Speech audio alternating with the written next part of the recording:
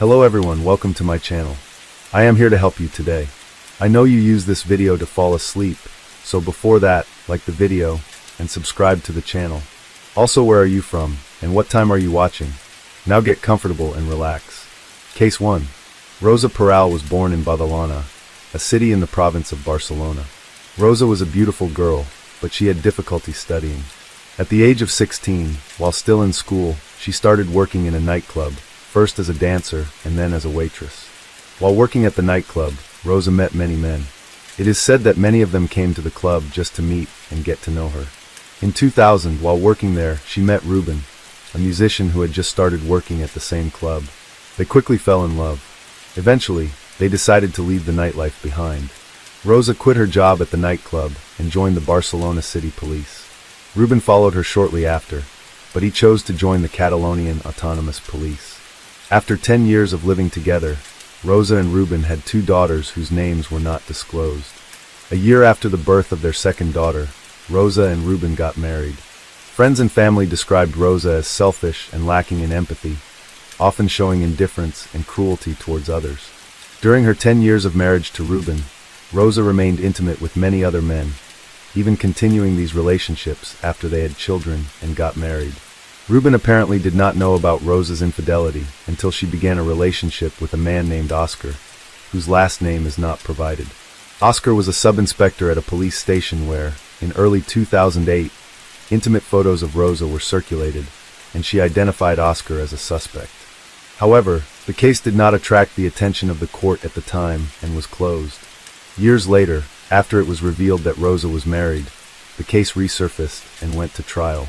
Although the prosecution sought a prison sentence for Oscar for distributing the photos, the court was unable to prove his guilt due to insufficient evidence, resulting in his acquittal. Although this disturbing incident damaged Rosa's reputation among her colleagues and friends, she continued with her life. She then met a man named Pedro Rodriguez, and they quickly began a romantic relationship.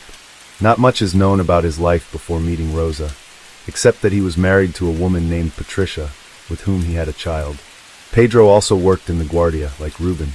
After starting a relationship with Rosa, Pedro asked his wife for a divorce. Patricia learned from a friend that Pedro had been seen with a woman and 2 young daughters. Although Patricia did not know who they were, she suspected that Pedro was leading a double life, even though he claimed that he had never cheated during their marriage.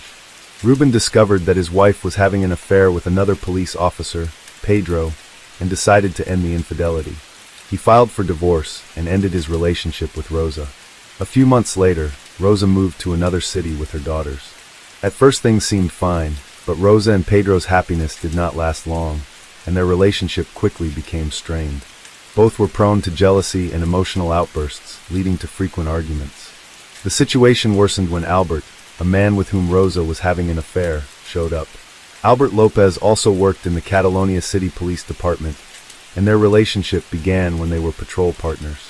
Rosa maintained a complicated relationship with several men at the same time. One day at work, Albert was questioned about the death of a homeless man he had arrested during an operation against illegal street vendors. Rosa had been with Albert that day, and they claimed that the street vendor had attacked her with a knife before jumping off a 75-foot cliff. Despite many suspicious details, the police have no official evidence linking Albert to the incident. His co-workers described him as ruthless and powerful, noting that he used drugs to increase his muscle mass. Some acquaintances also labeled him as manipulative. After discovering that Rosa was married to Pedro, Albert sent her an incriminating recording of their conversation. On May 4, 2017, a resident discovered a burned-out car. When the police arrived, they were shocked to find the remains of a man in the trunk. Experts determined that the car belonged to Pedro Rodriguez, but they were cautious not to assume that the body was his. They began searching for Pedro to confirm his whereabouts, starting by checking to see if he was on duty. He had been suspended from work at the time due to an alleged assault. They then went to Pedro's ex-wife, Patricia. She was surprised to see the police. Patricia explained that she had been waiting for Pedro to pick up their children, but he had not arrived, and she had not been able to contact him. Since Pedro was missing, the police decided to contact Rosa. Rosa said she did not know Pedro's whereabouts, and mentioned that a few days prior, she had a disagreement with him about her ex-husband, Ruben, which forced her to leave the house. The body was found completely charred, making identification difficult. The body was then sent for an autopsy. The police identified the body through dental records as Pedro Rodriguez.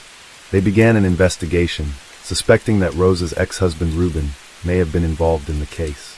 After questioning Ruben, he stated that he was on duty at the time of Pedro's death. His alibi was confirmed, causing the police to refocus their attention on Rosa. They quickly dismissed the theory that Rosa's ex-husband was the killer. They discovered that Rosa had an affair with Albert, leading them to speculate that Pedro may have known about it, potentially providing a motive for the murder. Rosa was brought in for questioning. She alleged that Albert was the one who killed Pedro.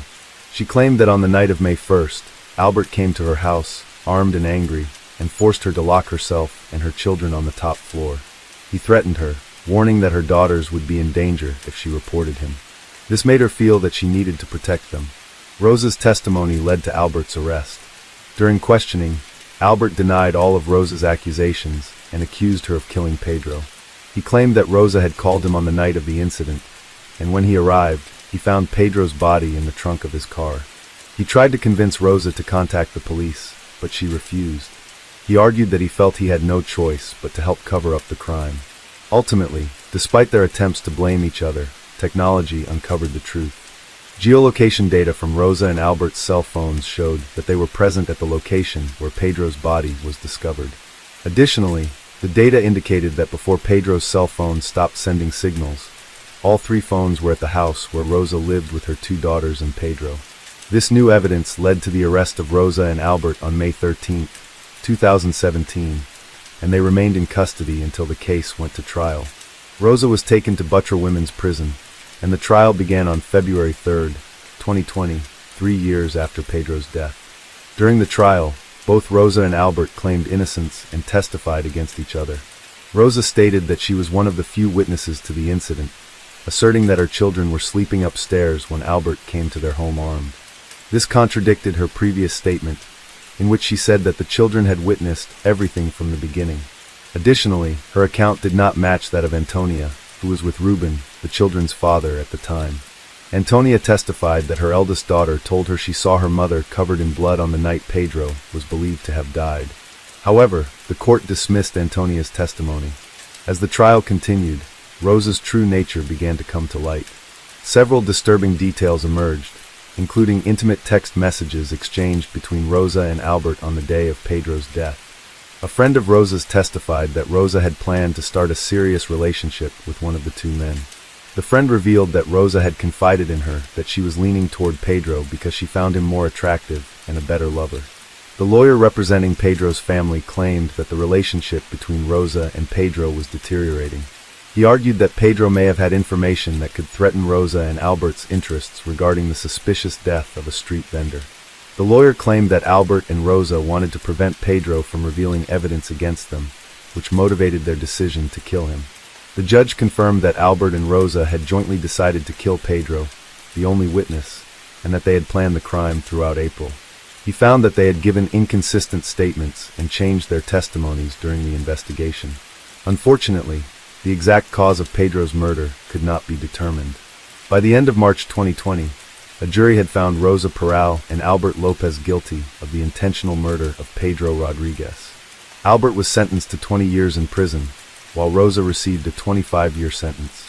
The court also ordered both defendants to pay $885,000 in compensation to Pedro's family. Although the trial ended with a guilty verdict, the situation did not end there. Even while in prison, Rosa attracted considerable media attention due to her disruptive and chaotic behavior, which led to her being transferred from facility to facility. During the first 2 years of her sentence, Ruben did not allow his daughters to visit Rosa in prison. But then Ruben allowed the children to see Rosa. After Rosa had served 4 years and had multiple disciplinary violations, she was transferred to another prison for the 5th time.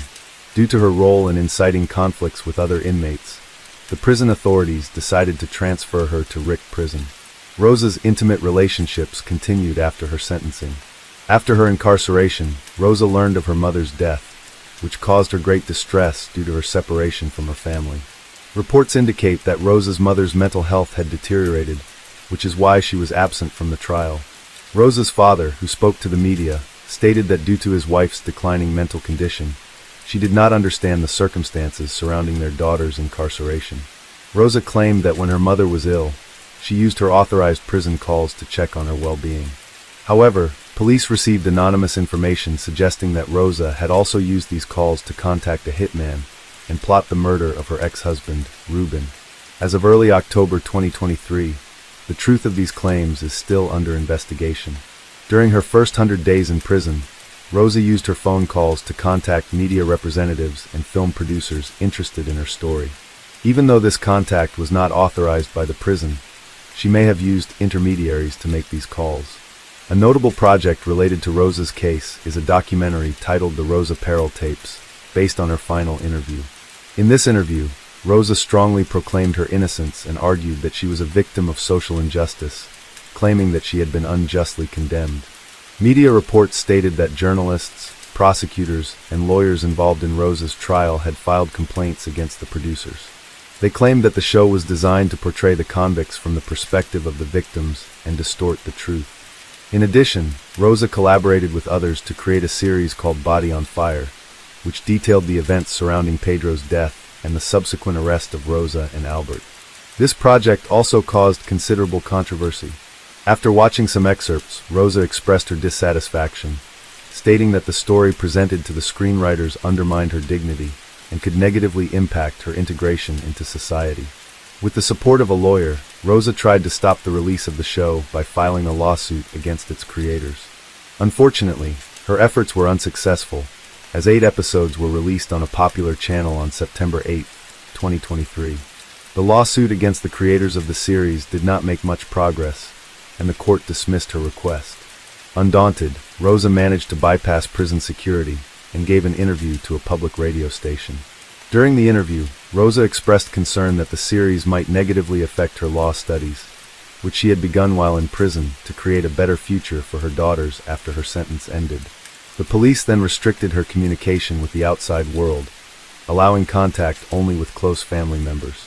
Meanwhile, the legal representative of Pedro's family requested that all income from the series and documentaries that Rosa and Albert received be confiscated. It is clear that Rosa's story will continue to be told. We can only hope that her children, who have also been affected by these events, will not suffer any further and will receive the support they need to cope with the challenges they have faced and will continue to face. Case 2. Chad was born and raised in Bismarck.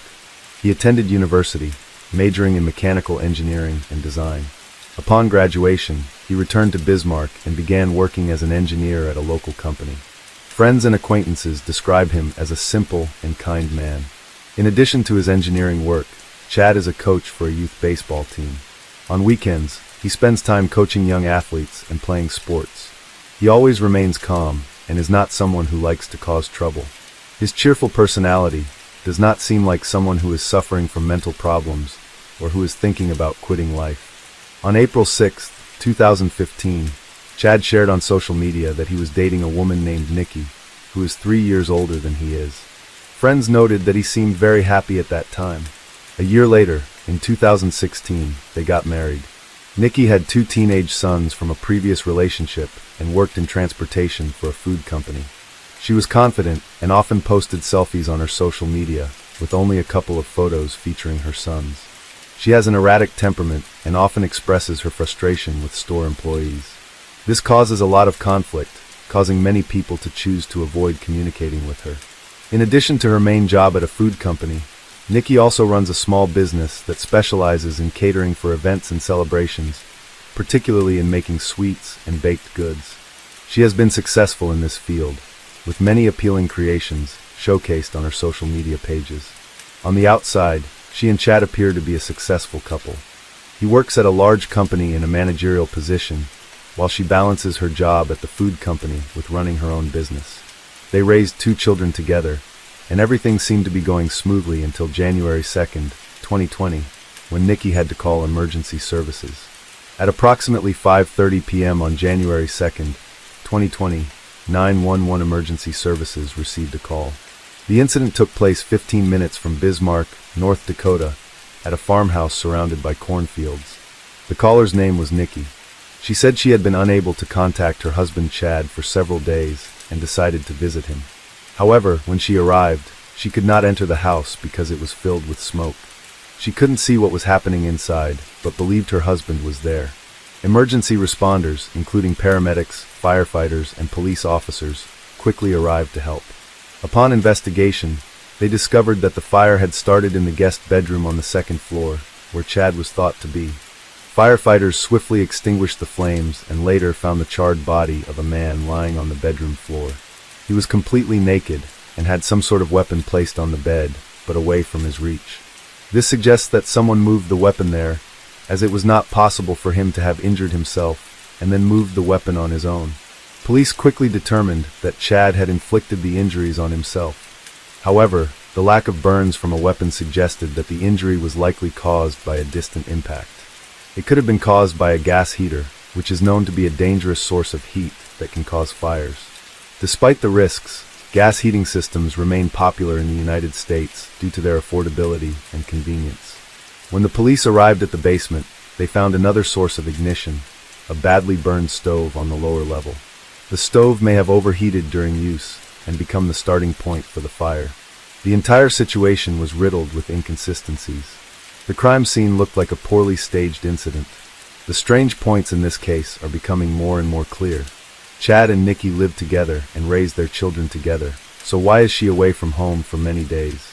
This caught the attention of police, who began questioning people close to the family. Chad's friends and coworkers said they had not seen him for days. This was strange because he was a department head and did not usually miss work. Chad was very responsible, so it was unusual for him to miss work. At the very least, he would have called his supervisor to let them know he could not come in. Concerns grew. Chad was last seen on December 30th, 2019, when he was captured on surveillance cameras at a local bowling alley. The next day, he did not show up for work. His wife, Nikki, called the company to inform them that her husband was seriously ill and needed a few days to recover. January 1st was a holiday, but on Monday, everyone at the company expected him to return, yet he did not appear. Coworkers decided to call Chad to check on him. However, they were unable to reach him, prompting them to call the police to report the situation. They subsequently requested a welfare check on him. At approximately 1:20 p.m. on January 2nd, 2020, the police arrived at Chad's home. They knocked on the door, but no one answered. After waiting for a while and looking through the windows, they saw nothing unusual. The house was quiet. They did not conduct a thorough search or enter the home, believing they did not have the authority to do so. They assumed he had gone out to celebrate the holidays. They reported back to Chad's company that he was not home, and that they could not assist further. They then left. Chad's coworkers suspected something was wrong, so they contacted his wife Nikki. She stated that she was at work, but promised to check on him as soon as she got off. At 5:30 p.m., she called 911 and reported that she could not enter the house due to a strong smell of smoke, particularly in the room where Chad's body was found. Forensic scientists uncovered clear signs of arson. A mattress had been burned, possibly by a gas heater. There were cigarette butts and empty whiskey bottles on the floor. However, the police were particularly puzzled as to why Nikki and the children were not home under the circumstances. Why had she and Chad not seen each other for several days? Detectives invited Nikki in for questioning to gather more information about the case. She was deeply affected by her husband's death and expressed her distress, mentioning that he often smoked inside their home, which she suggested might have caused the fire. Her testimony made investigators suspicious. They believed that her husband's death was not an accident, but a deliberate murder, so they continued to question her. Nikki then explained why she had been absent from home, stating that the stove had broken down, and she had to temporarily stay in a hotel because she couldn't stand the cold. However, the strange thing was that the children were not with her or Chad, but living with her mother. During her account of the events, she unexpectedly mentioned that she had to move the children because Chad, her husband, was a cruel alcoholic. She had never mentioned anything negative about him before, only positive things. However, she now stated that both she and the children had been abused by him. She had many photos showing the bruises and injuries her husband had caused. She admitted to the police that she and her children had moved away to escape her abusive husband. Nikki found a job in a new place and was preparing to move in a week. However, her plans changed drastically with the death of her husband. Now that she had no need or reason to run away, she decided to stay. At that time, the investigators had no evidence against Nikki, so they released her, but continued to treat her as a suspect. The next day, the autopsy results came back. Forensic experts discovered that Chad had suffered severe facial injuries from a weapon, and the entire front half of his body had been burned. He was lying on his back when the fire broke out, which resulted in less burn damage to his back, where experts found bullet marks. Obviously, he couldn't have injured himself in the back with that bullet, and if he had intended to end his life, there would have been much simpler ways. The cause of death was determined to be injuries from a weapon, and Chad had died before the fire broke out. There was no soot in his airways, and the forensic expert concluded he had been dead for several days, meaning he could not have ignited the fire. It was clearly not his doing. Someone murdered him and tried to make it look like he took his end life. With these details, Nikki became the prime suspect. Nikki contacted her insurance company to claim compensation for the damage to her property after the fire. Investigators discovered that just days before the fire, on December 26th, the family had registered their home with the insurance company. Less than a week later, the house burned down under suspicious circumstances. Furthermore, during the police investigation of the crime scene, they discovered a package in the kitchen, addressed to a man named Earl Howard. This new suspect needed to be investigated, and he was found quickly. In her initial interrogation, Nikki claimed she had rented a hotel room. However, it was later revealed that the room was registered to Earl Howard, the man named on the package. He was an ordinary working man who spent most of his free time at home. Originally from Canada, he had moved to Bismarck, North Dakota, USA for a job opportunity. Soon after, Nikki was taken back to the police station for questioning again.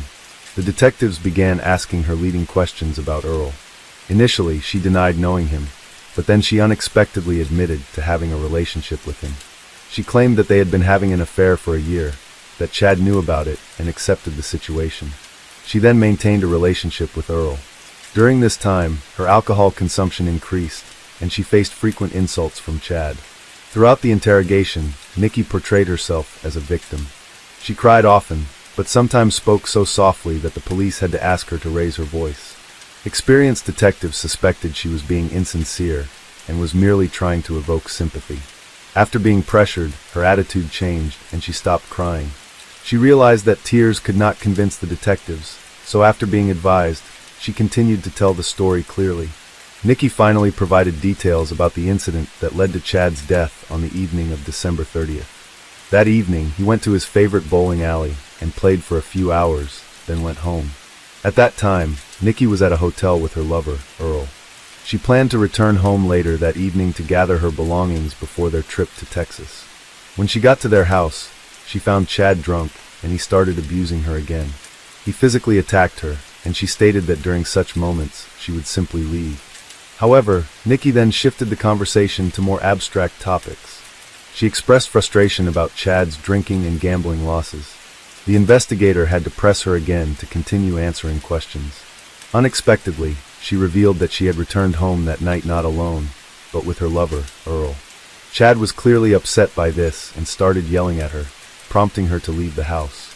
Nikki claimed to have heard a heated argument and a struggle between Earl and Chad, followed by a bang. However, she did not ask Earl what happened. According to Nikki, they simply got into the car and drove away in silence. At this point, Nikki wrote a confession and placed it on the table. Then she decided to tear the paper. However, the detective quickly grabbed the confession from her hands. This action further aroused suspicion, leading the police to conclude that Nikki was involved in the death of her husband, Chad. Furthermore, while investigating the crime scene at Chad's home, detectives found a surveillance camera. They retrieved the video footage, which revealed crucial information. Earl and Nikki arrived at the house around 10 p.m. on December 30th, approximately half an hour before Chad left the bowling alley. They went inside and spent about 20 minutes in the house before coming out with several boxes. This was important evidence, as it indicated that Nikki was at the crime scene before Chad's return. Detectives theorized that she was potentially removing her possessions to protect them from a planned fire, which enabled them to charge her with premeditated involvement. It was important to fully restore the evidence, as the circumstantial evidence alone could seem unconvincing to the jury. After this, Chad returned home around 10:30 p.m., seemingly unaware that Nikki and Earl had been at their house. Just before 1 a.m., Nikki and Earl returned to the house. They went inside, and shortly after, nearly all the security cameras stopped recording. Only one camera, which monitored the driveway, continued to operate. This limited footage did not capture everything that occurred afterward. They eventually left the house and drove away. Cigarettes found inside matched those smoked by Earl, but none were fully smoked. They appeared to have been lit and then carelessly discarded on the furniture and floor, creating a fire hazard. This suggested a deliberate setup. Moreover, it was revealed that Nikki was the sole beneficiary of the house insurance policy, valued at $26,000. She was arrested on January 7th for conspiracy to commit murder. Although her bail was set at $500,000, she could not afford it and remained in jail. Additionally, Nikki had 3 previous convictions for fraud and was on house arrest at the time of her arrest.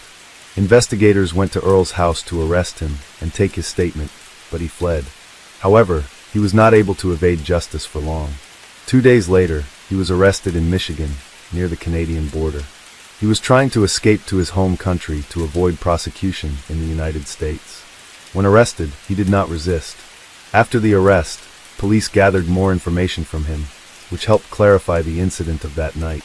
Nikki and Earl had more motives for committing the crime than just collecting an insurance payout on the house. Their relationship lasted for over a year. At one point, she shared with Earl that Chad had a $600,000 life insurance policy. They believed that this money could solve their problems and allow them to live comfortably. She wanted to avoid the complications of divorce and the division of assets, so she chose a darker and more lucrative option. They'd planned to kill Chad and make it appear that he took his end life. Their goal was to collect all the insurance money they could, both life and property, and then run away to Texas together. On December 9th, they finalized their plan and set it into motion. To prevent her children from witnessing the crime, Nikki sent them to stay with their grandmother. Knowing that Chad was going bowling that night, Nikki went to their home early to gather belongings she wanted to save from a fire. CCTV footage from the hotel captured her and Earl bringing their items to their room. Later, they returned to the scene of the crime, where Nikki disabled the cameras and the security system. Earl was armed, but it is unclear who actually killed Chad, as they blamed each other. Apparently the murder happened while Chad was sleeping. He was attacked in the back. He died instantly, then his body was turned upside down, and his face was attacked to make it appear that he had injured himself. Earl and Nikki thought that burning the house down would destroy all evidence, making it difficult for forensics to find any clues. They then scattered whiskey bottles around the house to portray Chad as a heavy drinker. Finally, they put a gas heater in the room, lit it, and left, expecting it to cause a fire. The following day, they anxiously awaited news of the incident, but nothing came. Frustrated, they returned to the house and discovered some small, weak fires that had already gone out. To ensure a more effective blaze, they rearranged the mattress and other items to facilitate burning. Earl went down to the basement and started a fire directly above the stove. Meanwhile, Nikki scattered cigarettes around the room, believing their plan would succeed. They left, but for the next 2 days, there was no news about the fire. Fearing their plan had failed, they returned to the scene. On January 2nd at 5 p.m., when Nikki opened the door, a backdraft caused the fire to flare up. However, their plan failed, as the house did not burn down as they expected. During the investigation, detectives discovered fingerprints and DNA evidence from both Nikki and Earl. The poor staging of the scene was quickly discovered. Even the placement of the weapon on the bed suggested an attempt to mislead the investigation. If Chad injured himself, the weapon wouldn't be placed that way. This detail became a key argument for the prosecution at trial and was persuasive to the jury. Nikki and Earl were charged with murder. At the last minute, Earl agreed to a plea bargain, which allowed the prosecution to learn all the details of the crime. Earl Howard pleaded guilty to conspiracy to commit arson and tampering with evidence. As a result, he received a 25-year prison sentence, with the possibility of parole after serving 21 years. During the trial, he and Nikki blamed each other. Earl's plea deal included testifying against Nikki.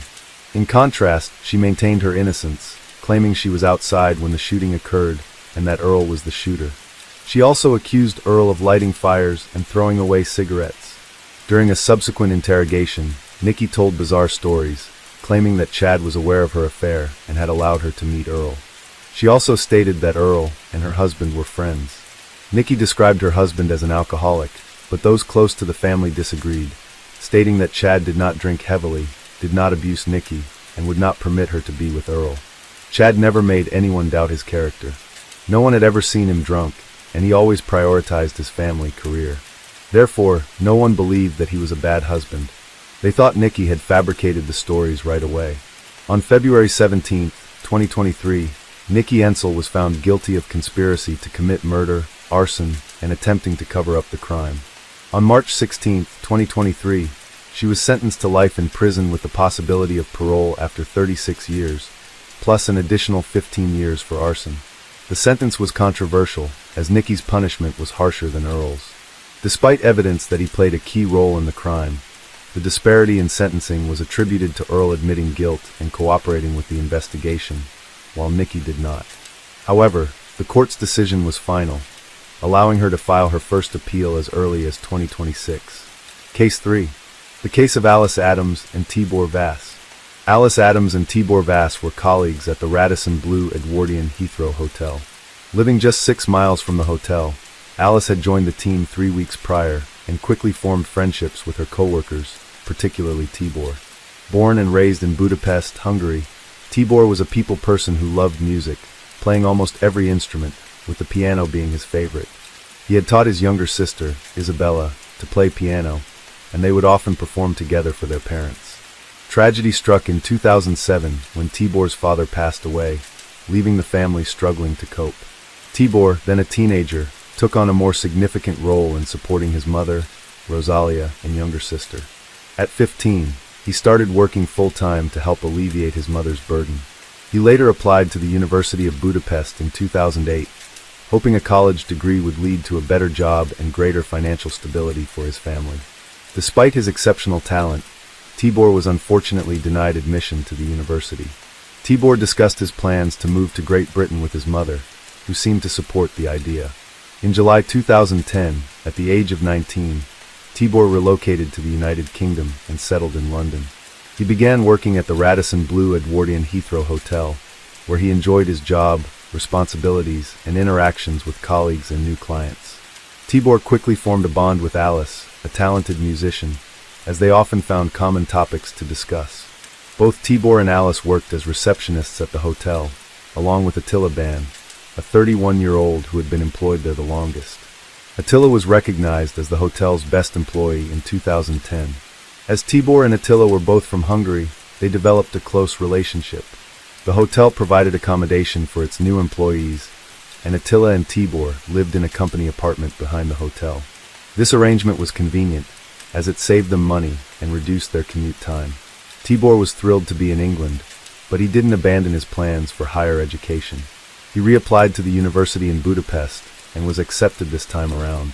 Overjoyed, he had to return to Hungary in August 2011. To bid him farewell, a small party was organized on August 9, 2011, attended by Tibor, Attila, Alice, and other hotel employees. The next day, the trio was scheduled to work, but none of them showed up. Their colleagues raised the alarm when they failed to report for work at 7 a.m., and the police were notified at 7:53 a.m. Upon arriving at the house, the police found the door unlocked and the interior quiet. When an officer opened the door, he was met with a disturbing scene. Alice lay on the living room floor, her face covered by a pillow, with 22 stab wounds on her body, as later confirmed by the medical examiners. In the bedroom, Tibor's naked body was found on the bed, having died from 2 stab wounds to the heart. Attila, however, was nowhere to be found. The police surrounded the house to secure the area, and investigators and forensic experts started their investigation. As they examined the crime scene, they discovered that the bed where Tibor's body was found was not where he was actually killed. The bed was too tidy, indicating that Tibor had met his fate elsewhere. It appeared that the perpetrator had initially wounded him, removed his clothes, cleaned his body, and then placed him on the bed. Upon further inspection, the apartment was found to contain empty alcohol bottles and illicit substances, suggesting that they had been used during a party. Police officers thoroughly searched the house, the surrounding area, and the attic for Attila Ban, but he was nowhere to be found. His personal belongings, including his papers, were still in the apartment. As a result, Attila became the prime suspect in the investigation. While forensic experts continued to analyze the crime scene, investigators began questioning Attila's co-workers at the hotel. The staff reported that Attila had taken a particular interest in Tibor, a new employee from the same country, immediately showing him around and helping him settle in. Attila even went so far as to adjust his work schedule to match Tibor's. Tibor was a young and attractive man who attracted a lot of female attention. However, investigators discovered that Attila had romantic feelings for Tibor, which he openly expressed.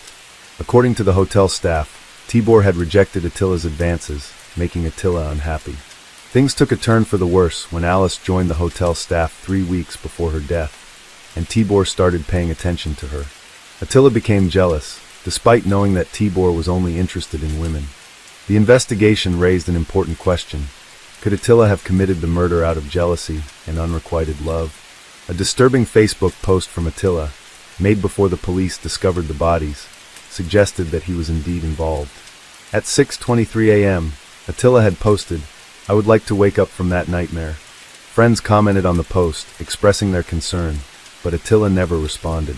This message further solidified the investigators' suspicions that Attila Ban was responsible for the deaths of his colleagues. The number of stab wounds provided a clear indication of what had transpired. Alice sustained 22 stab wounds, while Tibor was stabbed only twice. Furthermore, the positioning of the victims was telling.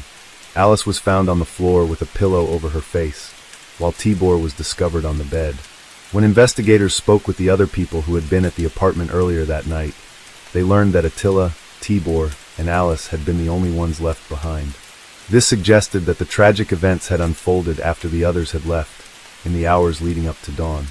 The news of Alice's death sent shockwaves through the families of both the victim and the perpetrator. The Adams family, Alice's family, released a statement in which her mother, Sarah, paid a heartfelt tribute to her daughter. She expressed her overwhelming grief, saying, "My heart is shattered into a million pieces. I will carry this sadness with me for the rest of my life. I deeply miss my beloved Alice, and would do anything to have one more chance to hug her tightly and see her bright smile. The loss of my child has awakened intense emotions within our family, sorrow, anger, and a sense of devastation that we can hardly bear. As a mother, I feel that I failed to protect my child, and that realization is something I must confront every day. Not knowing exactly what happened to Alice on the night of her murder is a constant torment. I would rather face the harsh truth than be left to imagine the sequence of events that led to her death. Alice was an extraordinary and unique individual who brought so much love, joy, passion, and kindness into the lives of everyone she touched. Her loss is a tragedy that cannot be put into words. Meanwhile, police were searching for Attila Ban, but he seemed to have disappeared without a trace. When they attempted to track his phone, they found that it was transmitting signals from the same area as the hotel, which was unusual. It was later revealed that Attila was actually much closer than anyone had suspected. After spending 2 days examining the crime scene, the investigative team left the house, only to have the forensic team return later to conduct additional tests. Upon re-entering the house, they found that the door they had left unlocked was now locked from the inside. Inside the room, they discovered Attila Ban lying on the bed, intoxicated and wounded after attempting to harm himself with scissors and a knife. The investigators questioned Attila, but he responded bizarrely, using gestures to convey his thoughts. He was then taken to the hospital for medical attention. Unbeknownst to the investigators, Attila had created a hiding space within the sofa bed where Tibor Vass's body was found. To create this makeshift hiding spot, he had made a slit in the bed's base, grabbed a phone, several bottles of water, and climbed inside. Throughout the investigation, Attila had been secretly watching and listening to the police through the holes he had made. Attila Ban was arrested at the hospital as the main suspect in the crime. His trial began on July 9, 2012, and during the proceedings, details of the heinous crime were revealed. The party had escalated out of control after Tibor, Alice, and Attila were left alone in the apartment. Prosecutors confirmed that there was a consensual physical encounter between the three, with DNA evidence found on Ms. Adams' body. The evening took a devastating turn. Attila claimed to have no memory of the events that followed, only recalling waking up the next morning to find Alice and Tibor lifeless. Overcome with guilt and remorse, he considered taking his own life, but was too afraid to do so alone. The court learned that Attila had been consumed by jealousy towards Tibor, particularly after a team-building event where he had thrown a tantrum because Tibor was in a photograph and he was not. The situation worsened when Attila discovered that Tibor had been accepted into a university program in Hungary and would be leaving the UK soon. The final trigger was likely witnessing Tibor and Alice kissing, which sent Attila into a fit of rage, ultimately leading him to take the lives of his two friends. Prosecutor Richard Whittam revealed in court that Attila Ban was discovered naked on a single bed, with injuries to his wrists, forearm, and neck. It was later found that he had been hiding in the base of a double bed. Remarkably, he had managed to conceal himself and remain undetected throughout the entire investigation, including the pathologist's examination, the removal of the bodies, and the crime scene examiner's investigation. When questioned about the oversight, Detective Inspector John Finch defended the police, stating that it would be impractical and potentially damaging to lift up every bed in search of people. He explained that this could result in the loss of crucial forensic evidence and was not a standard procedure in such cases. Rosalia, the mother of Tibor Vass, paid a heartfelt tribute to her son, remembering him as a friendly, outgoing, and talented young man. She recalled his childhood interests in music, arts, and sports, as well as his passion for photography, which led him to invest in a professional camera with his first paycheck. According to Rosalia, Tibor had many friends in both Hungary and the UK who appreciated his kind and supportive nature. She said that on August 11th, I received devastating news. My 20-year-old son, Tibor, and his friend Alice had been murdered. The killer was a shocking revelation, Tibor's own friend, who I had trusted to look out for my son. This friend had personally promised to keep Tibor safe, which made the news even more difficult to accept. Days before the murder, I had taken comfort in knowing that Tibor had found a mature and intelligent friend in London. Now, I was consumed by grief and struggled to comprehend the tragedy. The subsequent police investigation and trial only added to my suffering, forcing me to relive the horrors of that fateful night. The pain and loss my family experiences will stay with us for the rest of our lives. The perpetrator, Attila Ban, pleaded guilty but claimed he couldn't recall the details of the crime. On July 18, 2012, the jury delivered a verdict after just 5 hours of deliberation. A month later, on August 17, Attila Ban was sentenced to 2 life terms. He will have to serve 26 years before being eligible for parole. Hi there, investigators. It's time to uncover the truth behind another case. The case of Diana D. Aiello. Diana Aiello was born in 1959 in Tustin, a suburb of Los Angeles. Her father was in the military, and her mother worked at a local garment factory. At the age of 19, Diana met Kevin Green when Diana was harassed by several men at a bar. Kevin intervened and chased the men away. In gratitude, Diana bought Kevin a drink. They went on a date a few days later, and their relationship quickly progressed. Kevin was in the process of divorcing his first wife. Kevin and Diana moved in together for a while, and Diana became pregnant. After Kevin's divorce was finalized, they got married. While waiting for their daughter to be born, they rented an apartment in Tustin. Kevin worked as a helicopter mechanic at a nearby Marine Corps base, while Diana stayed home to prepare for the baby's arrival, having previously worked with her mother in a garment factory. By late September 1979, Diana was nearly 9 months pregnant. On the evening of September 30th, Kevin and Diana got into an argument after watching a movie together. The impending birth of their daughter had put a strain on their relationship. To calm down and avoid escalating the situation, Kevin decided to drive to a nearby restaurant. About 40 minutes after the incident, Kevin called the local police department to report that his wife, Diana, had been shot and needed immediate medical attention. Police arrived on the scene shortly after receiving the call. When they entered the apartment, they found Diana lying on the bed, covered in blood, with a head wound that appeared to be a gunshot wound. However, upon closer examination, paramedics later determined that the wound was actually caused by blunt force trauma. When the police checked on Diana, found her alive, and provided first aid until the ambulance arrived, they asked Kevin to leave the room. After the paramedics took over, they carefully transported Diana to the hospital. Meanwhile, the police asked Kevin to stay behind to give a statement. He told police that he and his wife had been arguing, so he decided to leave the apartment to calm down and buy some burgers at a fast food restaurant. In his haste, he realized he had left his keys inside, but chose not to go back to get them. Instead, he locked the door and went to his car. As Kevin drove away from the apartment complex, he noticed a truck with its back door open and an African-American man walking back and forth toward the truck. It was late, around 2 a.m. He drove to the fast food restaurant he frequented, but it was busy, so he went to another location a few miles away. After buying a burger, he drove home, which took 40 minutes. When he arrived, he found the front door wide open. He rushed inside and found his wife, Diana, covered in blood. He immediately called the police. Kevin's story had some suspicious signs, but when the police checked the fast food bag, they found the food was still warm, and the receipt confirmed the time and place of purchase, supporting Kevin's story. As a result, the police allowed Kevin to go to the hospital, but not before asking him to provide a blood sample for further investigation.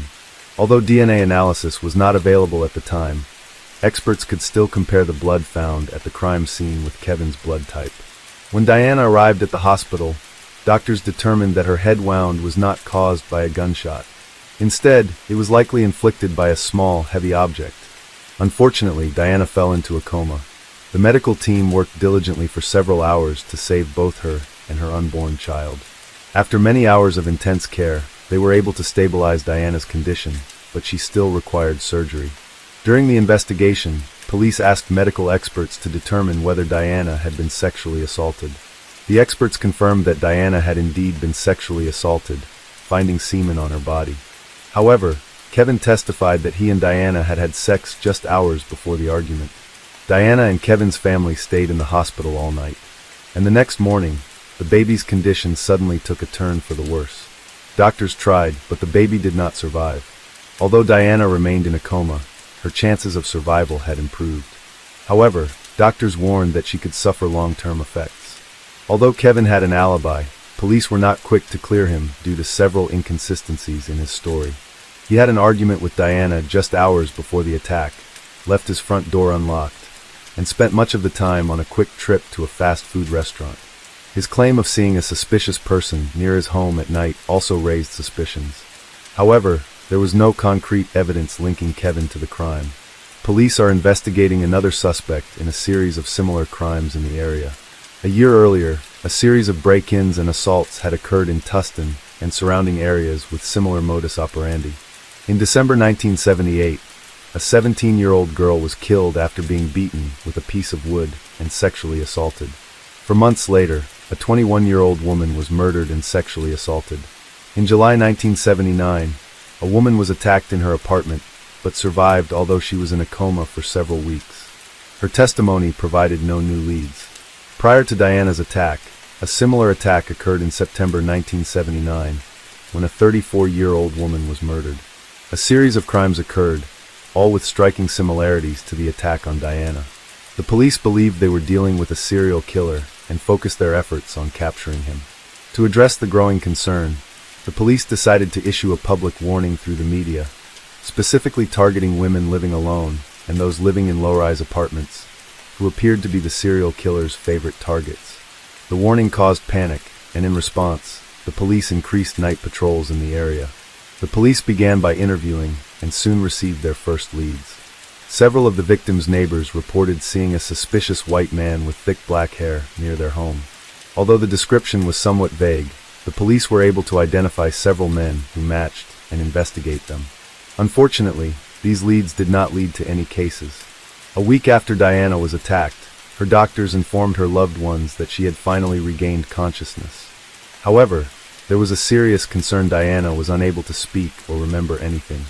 According to her doctors, her brain was still recovering. Around the same time, another attack occurred in Tustin. An unknown assailant broke into the apartment of a 24-year-old woman, striking her multiple times with a piece of wood and sexually assaulting her. Tragically, the victim died, and the police were once again unable to catch the perpetrator.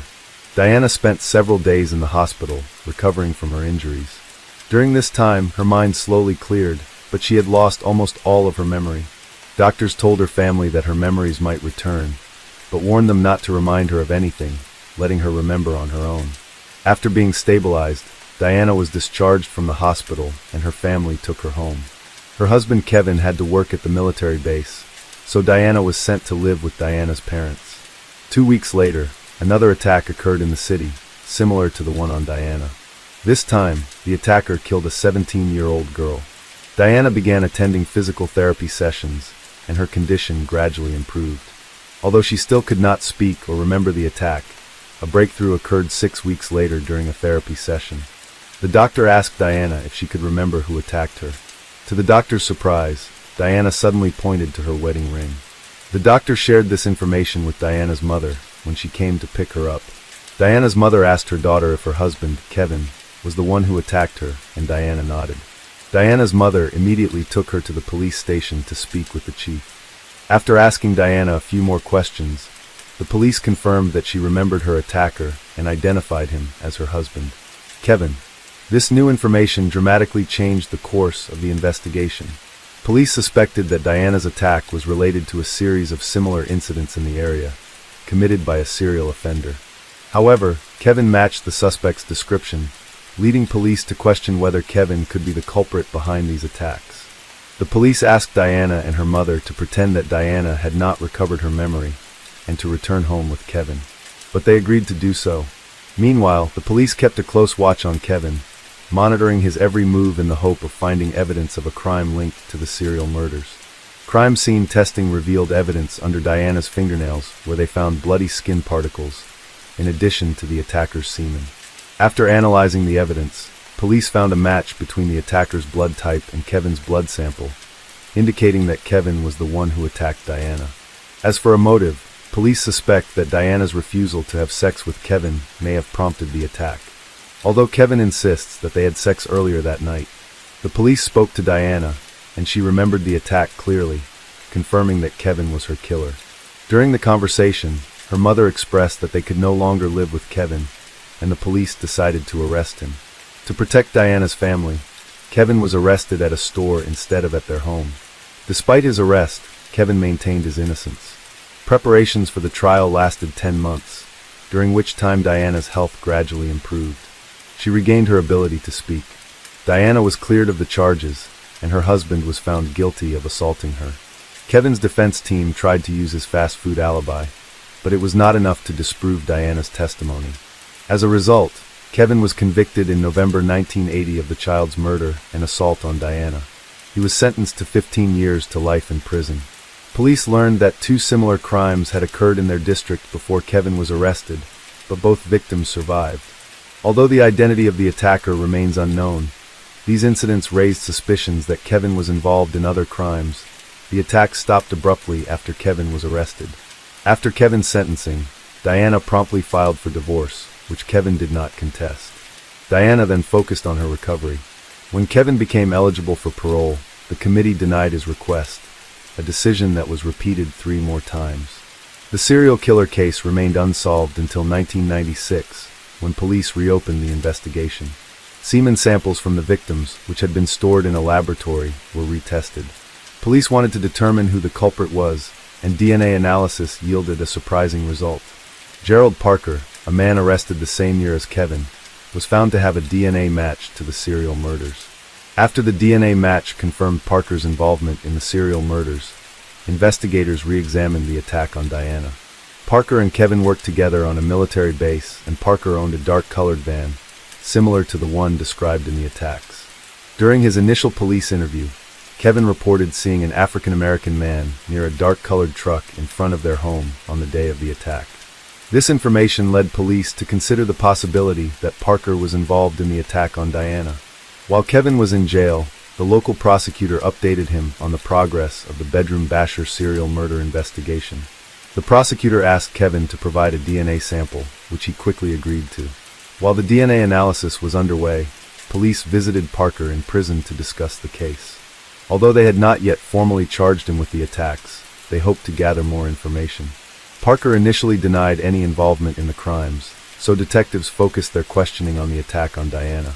During questioning, Parker revealed that on the night of the incident, he drove his truck to Kevin's house, intending to circle the neighborhood, looking through the ground floor windows for a victim.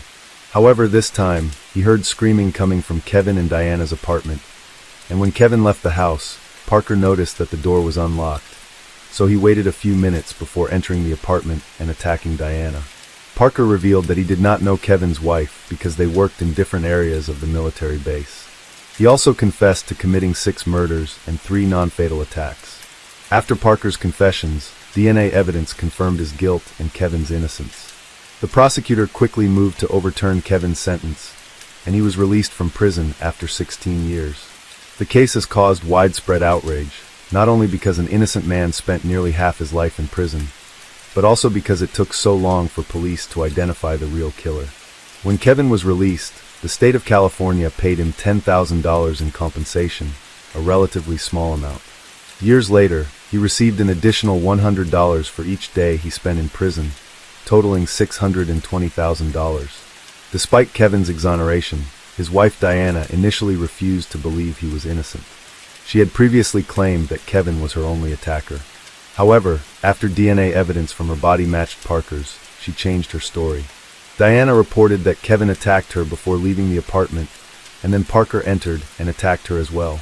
However, Parker said that when he entered the house, Diana was lying on the bed without any injuries or signs of distress. He also admitted to hitting her on the head. Diana's family proposed an alternative theory, suggesting that Kevin might have conspired with Parker to commit the crime, which would explain why Kevin left the house that night, leaving the door open. However, Parker denied knowing Kevin, pointing out that the military base was large and many people didn't know each other personally. Parker denied knowing Kevin. Kevin also denied any involvement with Parker, insisting that he would never harm Diana or their unborn daughter. He explained that he left the door open because he didn't want to go back to get the keys after their argument, and he still blames himself for that decision. As for Parker, he was sentenced to death in 1999, but this sentence has yet to be carried out. After years of waiting on death row, California imposed a moratorium on executions, and as a result, Parker remains incarcerated to this day. The case of Valerie Reyes. Valerie Reyes is a 24-year-old girl. She grew up in a loving family in the suburbs of New York. Valerie has 3 younger brothers. Valerie is cheerful, sociable, and friendly. Valerie is very close to her mother. The two share their private secrets and often discuss everything like 2 best friends. Valerie has many different talents, including drawing and singing. However, her true passion is to become a professional tattoo artist. With the guidance of her brother, who has experience in this field, Valerie learned and developed her skills. She dreams of opening a tattoo shop with her brother, where they can turn their creative ideas into reality. During this time, Valerie works part-time at a small, cozy bookstore. Valerie's life took a major turn in January 2018. That's when she met Javier da Silva, a 26-year-old Venezuelan man who had just moved to New York on a popular dating site. Javier told a touching story about how he had to flee his country in crisis to save his life. Because of this, he was unable to complete his university studies. Currently, Javier is working hard in a restaurant to build a new life in a foreign country. Valerie felt sympathy for him, and they started a romantic relationship after a few dates. However, the relationship developed too quickly and only lasted about 3 months. Javier mentioned marriage, which scared Valerie because she was not ready. After feeling that everything was moving too fast, Valerie decided to end the relationship. Javier initially made a good impression on Valerie's family because he seemed to care about her and wanted the best for her. However, when Valerie expressed her desire to break up, Javier's behavior changed. He refused to accept the end of the relationship. He sent dozens of messages a day, begging Valerie to continue the relationship. In September 2018, Javier called Valerie. He said he had used her bank card to pay for an online purchase and wanted to meet Valerie to return the money. Valerie immediately sensed something was wrong and suspected that it was just an excuse to meet. Valerie then confided in a friend and asked the friend to talk to Javier so that he would stop bothering her. After the conversation, Javier stopped calling and texting. Valerie felt relieved and could finally return to her normal life with small joys and exciting plans for the future. However, Valerie did not know that the worst was yet to come. On January 24, 2019, Javier, whom Valerie had broken up with long ago and had not kept in touch with, wrote to an acquaintance of Valerie. In the letter, Javier claimed that he had caught Valerie in bed with another man. This information surprised and angered Valerie because she knew it was not true. January 27th, after her shift at the bookstore, Valerie returned home and called her mother Ana Reyes in a state of panic. She cried and screamed into the phone that someone wanted to kill her. Valerie had been worried for days and felt that someone was following her. Valerie was so distressed that she could only cry into. After a while of talking to her mother, Valerie seemed to feel a little better. Before going to bed, Valerie texted her mother that she had calmed down and was ready to go to bed. Valerie's family became worried when she did not show up for dinner on January 29th. They kept calling her but did not receive any answer. This made the family feel scared and uneasy. After waiting for a long time, the family decided to seek help from the police. On January 30th, they went to the police and filed a missing persons report for Valerie. The police immediately began investigating the case and began searching Valerie's apartment, but found no significant clues. There were no signs of a struggle or kidnapping. There were only small blood stains on the pillowcase in the bathroom, but the police thought it could be a simple injury. The police decided to look for Valerie and contacted her mobile operator. They discovered that Valerie's phone had been switched to airplane mode on the of January 28th at around 3 a.m. Since then, the phone had not been turned on. This made the police and Valerie's family even more worried. But the most alarming fact was that someone had accessed Valerie cloud storage and carefully studied all her photos, videos, and messages. Another worrying detail was that at 5 a.m. on January 29th, just 2 hours after the phone was turned off, someone had withdrawn $1,000 from Valerie's bank account. Surveillance cameras captured a man driving a black Honda to the ATM, quickly taking the money and disappearing. When the license plate was checked, police quickly determined that the car belonged to Javier, Valerie's ex-boyfriend. He was immediately placed on the list of prime suspects. During a search of Javier's home, no evidence was found relating to Valerie's disappearance. However, surveillance camera footage showed that on the evening of January 28th, Javier left the house in a black Honda and went to Valerie's residence. Police checked Valerie's phone and found that there had been no calls or messages from Javier in recent months. This indicated that Valerie had not invited Javier to visit or meet. After Valerie went missing, Javier turned off his phone, so his movements could not be tracked. However, at 6 a.m., his cell phone briefly became active near Harrison, Connecticut. At 7:30 a.m., the phone was found in Greenwich. Javier returned home to Queens at 9:43 a.m., as confirmed by nearby cameras. Police later found that Javier had posted an old photo of them on Instagram the night before Valerie went missing. His posting of this photo could have been to let people know that they were still together, or it could have been some kind of secret sign. While the police were investigating Valerie's disappearance, Valerie's family and friends continued to search for her. They posted flyers with Valerie's picture and checked all of Valerie's usual haunts. A week passed in anxiety, with sleepless nights and exhausting searches. But still no results. On February 5th, highway workers saw a red suitcase on the side of the road. When they opened the suitcase, they saw a horrifying scene. Inside the suitcase was the body of a young woman. Her hands and feet were tied tightly with rope. Her mouth was sealed with a thick layer of tape. Her thin shirt was torn. Her jeans were torn and dirty. The girl was not wearing shoes. People noticed a terrible wound on her head. They immediately called the police to report the incident. The police arrived at the scene. Through tests, they quickly identified the victim as Valerie Reyes. Valerie's parents received news about their daughter. During the autopsy, the gruesome details of the murder were revealed. Before her death, Valerie had been severely beaten in the head with a blunt object, and then, while still alive, she had been stuffed into a suitcase and left to die. The evidence that Javier Dilva was involved in the murder was that Valerie's bank card was found in his wallet. During questioning, Javier gave a surprising explanation. Javier claimed that he had found Valerie's bank card and ID card at the bar. The police presented all the evidence they had gathered, including surveillance camera footage, details of his car, and the movements of his phone on the night of the incident. The police told Javier that they knew he was at Valerie's house on the night of the incident. Javier later changed his story. Javier admitted that he had been drinking too much that night and might have been at Valerie's house, but he didn't know everything. When the police showed him a photo of Valerie's body in a suitcase, Javier was shocked and cried. Javier tried to justify his actions. According to his account, Javier went to Valerie's house that night after she invited him. They had sex, but during sex, Valerie collapsed to the floor and lost consciousness.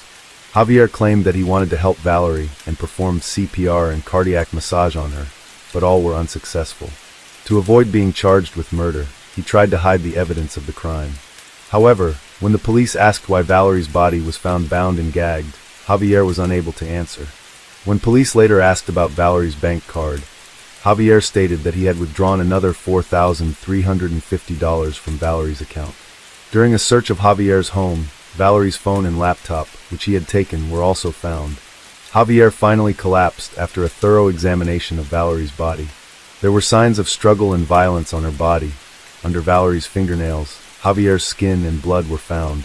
Javier's DNA was everywhere on the suitcase, in the car interior, on Valerie's belongings. Javier was immediately arrested and formally charged with the murder of Valerie Reyes. Under the pressure of irrefutable evidence, Javier da Silva finally fully admitted his guilt in court. On February 5, 2020, a hearing was held in the case of 24-year-old Valerie Reyes. Javier's lawyer tried to defend his actions, arguing that it was the result of a violent and jealous outburst, depression after the breakup with Valerie, and drug use. On September 3, 2021, the court affirmed that 28-year-old Javier da Silva was sentenced to 30 years in prison. This means that he will spend most of his life behind bars. The investigation also found that Javier had been living in the United States illegally. He arrived in the country on May 8, 2017, and his 90-day stay expired on August 5, 2017. Therefore, after serving his 30-year prison sentence, he will be immediately deported to his native Venezuela. Case 4. The case of Linda Slayton. Linda Slayton was born on March 8, 1950. By the time she was 16, she was pregnant with her first son, Jeff Slayton. 3 years later, she gave birth to a second son, Tim Slayton. Soon after, she managed to convince the father of her 2 sons, Frank Slayton, to get married so they could start a proper family. However, a happy family was far from what she thought. Frank turned out to be an abusive husband who would routinely abuse her and the 2 kids. Plagued by his alcoholism and addiction, he would turn violent whenever he got drunk. Jeff and Tim recall that their father would often turn into a monster. He was a violent alcoholic and would beat the 3 of them without any conscience. The thought of filing for divorce soon ran through Linda's mind, and in 1974, Linda Slayton finally became free. She divorced Frank Slayton after 9 volatile years of their marriage. Linda started her new life as a single mom with 2 teenage sons. She tried her best to provide for her family and be there for her sons as a caring mother, juggling work and chores. It was obvious that she had limited financial capabilities. They didn't have a car, so her sons would often go to school either by walking or by sharing rides if they were offered one. Apart from school, Jeff and Tim loved playing football, but since they didn't have a ride to football practice, their coach, Coach Joseph, would often pick them up and drop them off at or nearby their home. A week before the 4th of September, Linda was preparing her home to welcome her mother. She wanted her mother to move in since she thought her presence in the house would help get it in order and make it more homely. Her sister Judy would also often come by to visit her. During her visits, the sisters would spend their time together over a hot cup of coffee. On the 3rd of September, 1981, Jeff Slayton came home from football practice, but when he found nothing to eat at home, he headed over to his grandparents' place. Later, at about 9:30 p.m., Jeff returned home only to find the house empty. Around 11:30 p.m., Linda and Tim, her younger son, came home. She mentioned going to a neighbor's place to play a game of cards, but before that, Jeff saw his mom doing the dishes. Tim, on the other hand, went to sleep. Around this time, her son Jeff came up to her and apologized since the 2 had fought earlier that day. As they made up, Linda said goodnight to her boys. Jeff remembers saying these words, "I love you, Mom. I'll see you tomorrow." Little did he know those would be the last words he would say to her. On September 4th, 1981, around 8:30 a.m., Judy arrived at Linda's apartment. She went up to Linda's room and knocked on the door twice. There was no answer. She thought Linda might still be in bed, but it was unusual as Linda usually woke up before the boys left for school. As she made her way out of the house, she noticed something strange. The window in Linda's room had a missing something, and on top of that, the window was wide open. Judy returned to Linda's room, knocked again, and this time opened the door to find Linda's lifeless body.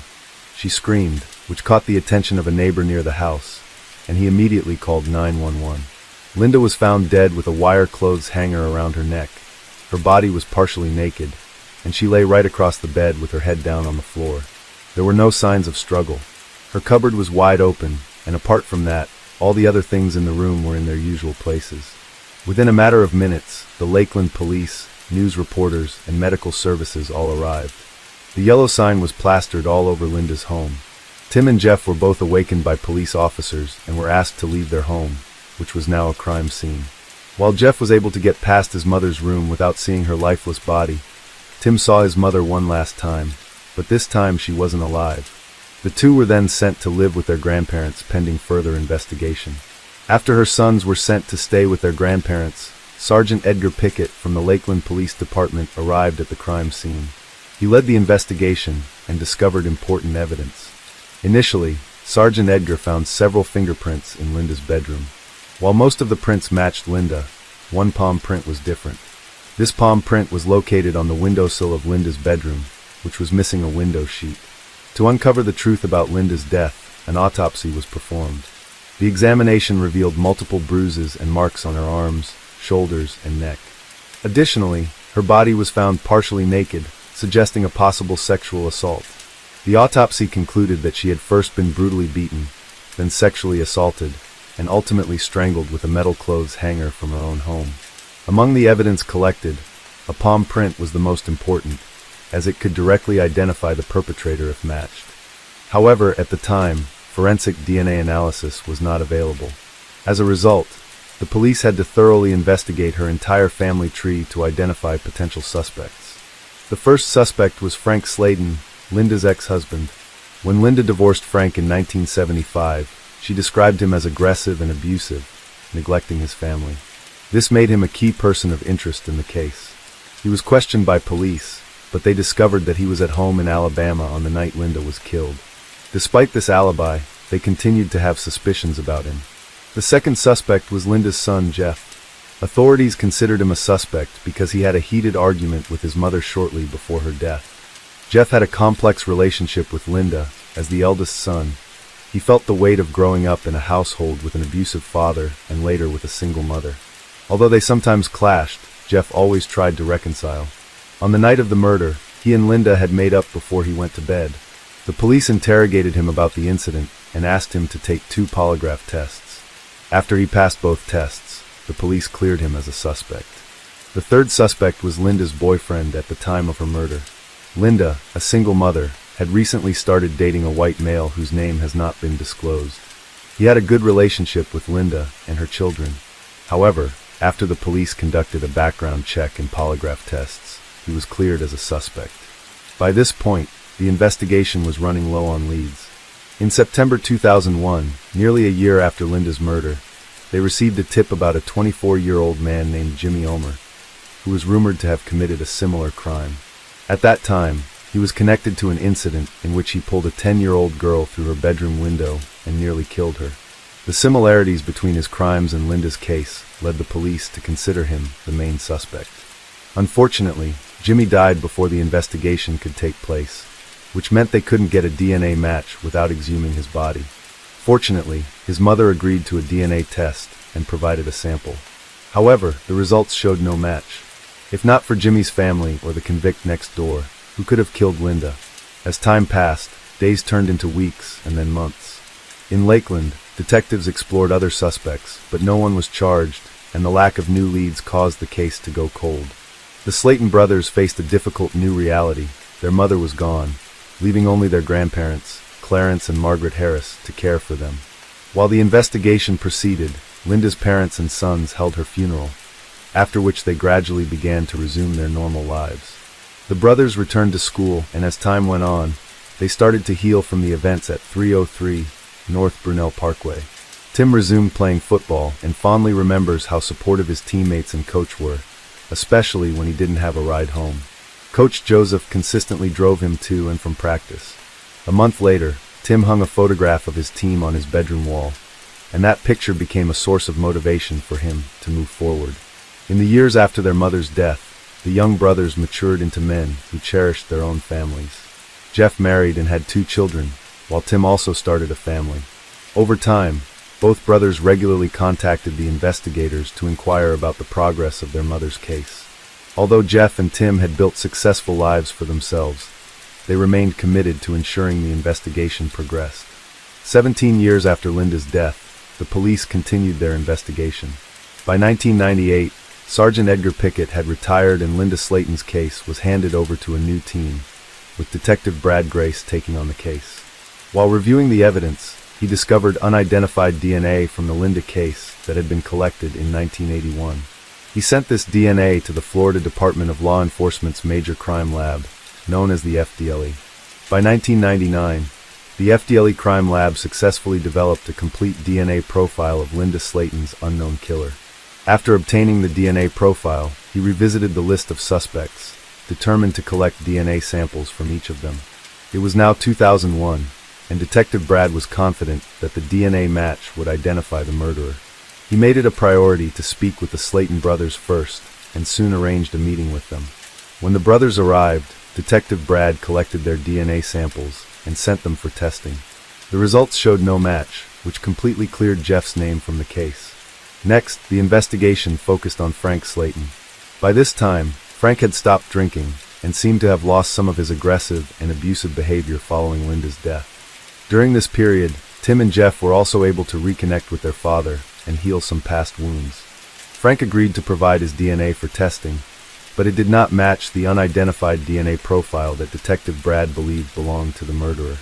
In 2005, Detective Brad submitted the unidentified DNA profile from Linda case to the FBI's National DNA Database, where it was regularly compared with new DNA samples. Throughout his investigation, he eliminated dozens of suspects using DNA evidence.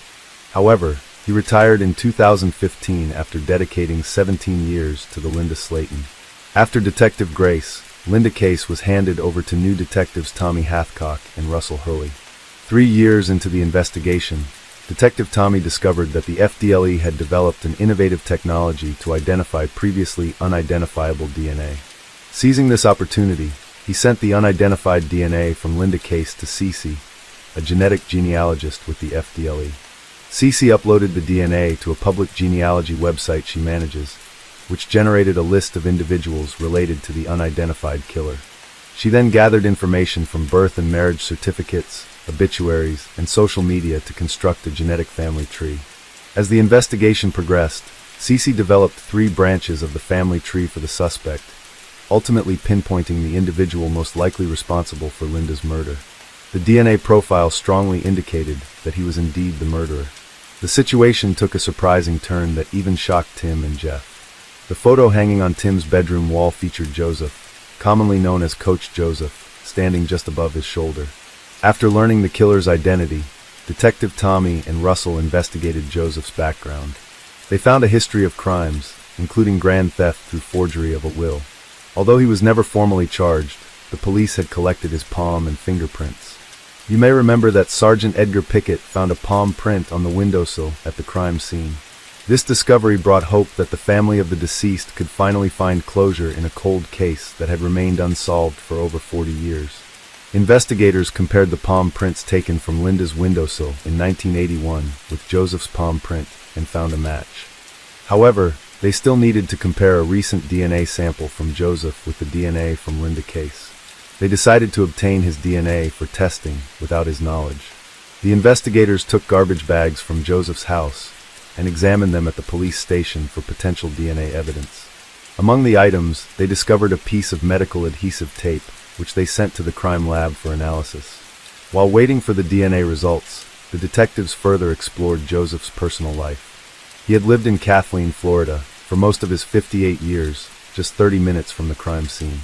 Joseph had children and grandchildren, and they also got married. After nearly 2 weeks, the crime lab results confirmed that the unknown DNA found matched Joseph's DNA on the medical adhesive tape. Consequently, in December 2019, detectives arrested Joseph and brought him in for questioning. In 1981, Joseph was around 20 years old when he committed a crime. The day after the murder, the police spoke to him over the phone. During this brief call, Joseph claimed he had dropped Tim off after football practice on September 3, 1981, the night before the murder. Despite this, the police did not consider him a suspect at the time. Joseph also told investigators that Linda had invited him over for consensual sex, but the detectives knew this was not true. They suspected that Joseph had been targeting Linda prior to the murder because he frequently picked up Tim for football practice and dropped him off at his home afterward. Additionally, Joseph lived nearby, which raised further suspicion. On the night of September 3, 1981, Joseph dropped Tim off at his house after football practice. Later that evening, when no one was home, he returned to the house and broke through Linda's bedroom window. He hid in her closet and waited for her to go to bed. Once she was asleep, he attacked her, sexually assaulted her, and ultimately strangled her with a wire hanger from the closet. Joseph pleaded guilty to first-degree murder and sexual battery. During his sentencing, Linda Slayton's family confronted him, asking why he killed her. One family member expressed their pain, saying, "I just want to know why. Why did you take my mom away?" Joseph only replied, "I am a good person," and did not apologize or explain his actions.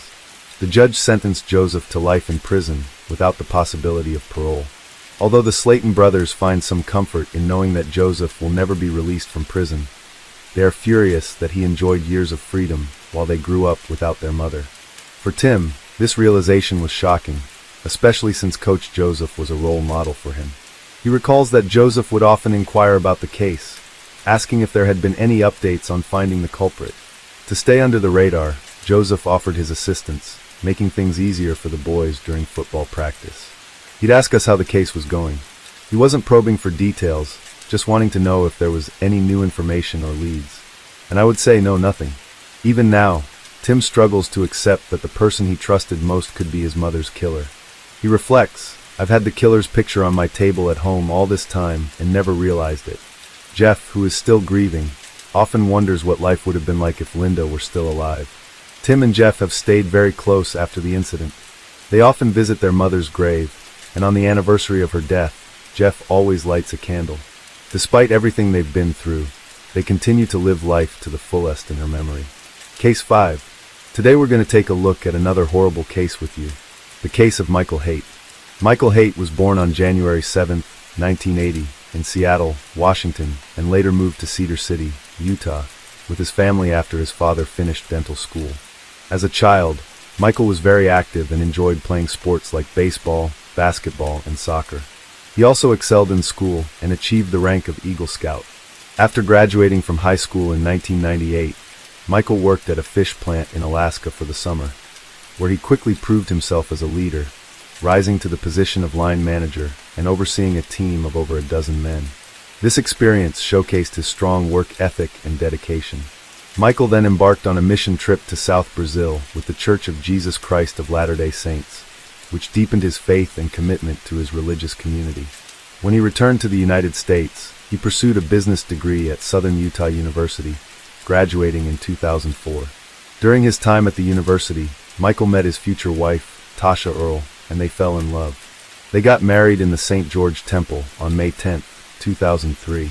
Michael appeared to be a devoted husband and father, often spending quality time with his family at sports events, school concerts, and working on projects together in the garage. On January 4, 2023, a shocking discovery was made at the Haight residence in Enoch. 8 bodies were found, leaving investigators and neighbors stunned. The events leading up to this gruesome finding began when Tasha Haight missed an online appointment and her husband Michael failed to show up for work. Their concerned colleagues contacted the police to perform a welfare check at the Haight residence. When officers arrived, they knocked on the door but received no response.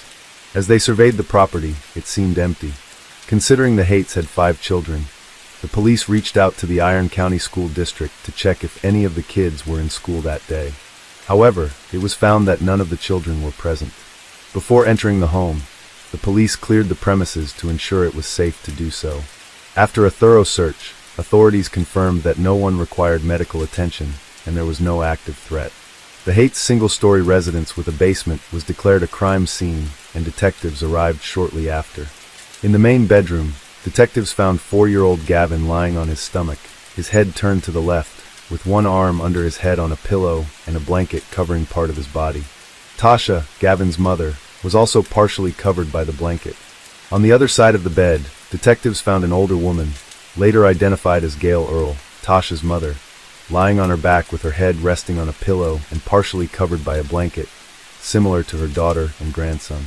In Bry's room, the 12-year-old girl was found lying in bed, slightly inclined and partially covered with a blanket. In Amon's room, a 7-year-old boy was found lying face down in the corner, without a pillow or blanket. His twin sister Sienna was discovered in her bedroom, lying on her left side in bed, with her head on a pillow and covered with a blanket. The eldest child, 17-year-old Macy, was found in her bed, with her head on a pillow and her body covered with a blanket. In the exercise room of the basement, the detectives found Michael Haight lying on top of a sleeping bag. Sadly, all 8 family members were found dead from gunshot wounds. It quickly became clear to the detectives that Michael Haight was the main suspect, and they believed he had killed his wife, mother-in-law, and 5 children before taking his own life. When detectives started investigating, a neighbor provided vital information that helped them reconstruct the crime's timeline. The neighbor told police she woke up at 3:30 a.m. to use the bathroom, and as she left her room, heard a loud bang that sounded like fireworks. However, realizing it was after the allowed date for fireworks in the neighborhood, she felt annoyed rather than alarmed by the noise. The neighbor reported hearing an initial loud bang, followed by 2 more in quick succession, then a short pause, another bang, and a longer pause before the final bang. Based on this testimony and the condition of the 8 bodies found inside the house, the detective inferred that the loud noises heard around 3:30 a.m. were directly connected to the events that unfolded that night, leading them to believe that Michael Haight committed the brutal killings during this time frame. During the investigation into the Haight family murders, detectives discovered a 2020 report from an unnamed individual who had notified the Utah Division of Child and Family Services about abuse in the Haight household. According to the report, 14-year-old Macy had confided in this individual about her fear of her father, sparking a further investigation. The authorities then interviewed Macy and her parents separately. During Macy's interview, she revealed disturbing information. Her father had choked her on multiple occasions, and she lived in fear of being killed by him. She reported that the violent attacks began in 2017, and recounted an incident where her father grabbed her by the shoulders and pushed her into a wooden piece of furniture. Michael Haight denied hurting his daughter when questioned by detectives, passing off the incidents as misunderstandings and attributing his emotional state to his father's recent death and his brother's divorce. He claimed to have taken out his frustrations on his older daughter. Despite this, Tasha chose not to press charges, and the Utah Department of Children and Family Services, the Enoch Police Department, and the Iron County Prosecutor's Office also declined to pursue the case, as it did not meet the legal requirements for prosecution. A lethality assessment was conducted with Tasha, which indicated that her relationship with Michael was not life-threatening. As a result, victim services were made available to Tasha and her children for several months. Further investigation revealed a different side of Michael, unknown to the community. According to Tasha's friends, they had to speak quietly or turn on the kitchen water when visiting Tasha, as they suspected Michael was monitoring and eavesdropping on their conversations. Tasha's friends would often help her clean the house when they visited, which prevented Michael from finding fault with her. When texting Tasha, her friends noticed that she would respond with brief, positive messages, likely to maintain a positive image in case Michael read them. This suggested that everything was fine in their marriage. The detectives investigating the case discovered that Michael exhibited highly controlling behavior towards Tasha. For instance, he would take away her car keys and phone to restrict her freedom. Another red flag was his overreaction when Tasha bought a $30 rug from Walmart to replace a dirty one, which was a legitimate need. Michael's anger was unwarranted, and he claimed the purchase was excessive. Tasha confided in her friends that her 7-year-old son, Aman, was increasingly imitating Michael's bad behavior. When Tasha gave Aman instructions, he would respond, "That's not my job," which concerned Tasha as it showed his lack of responsibility and disregard for authority.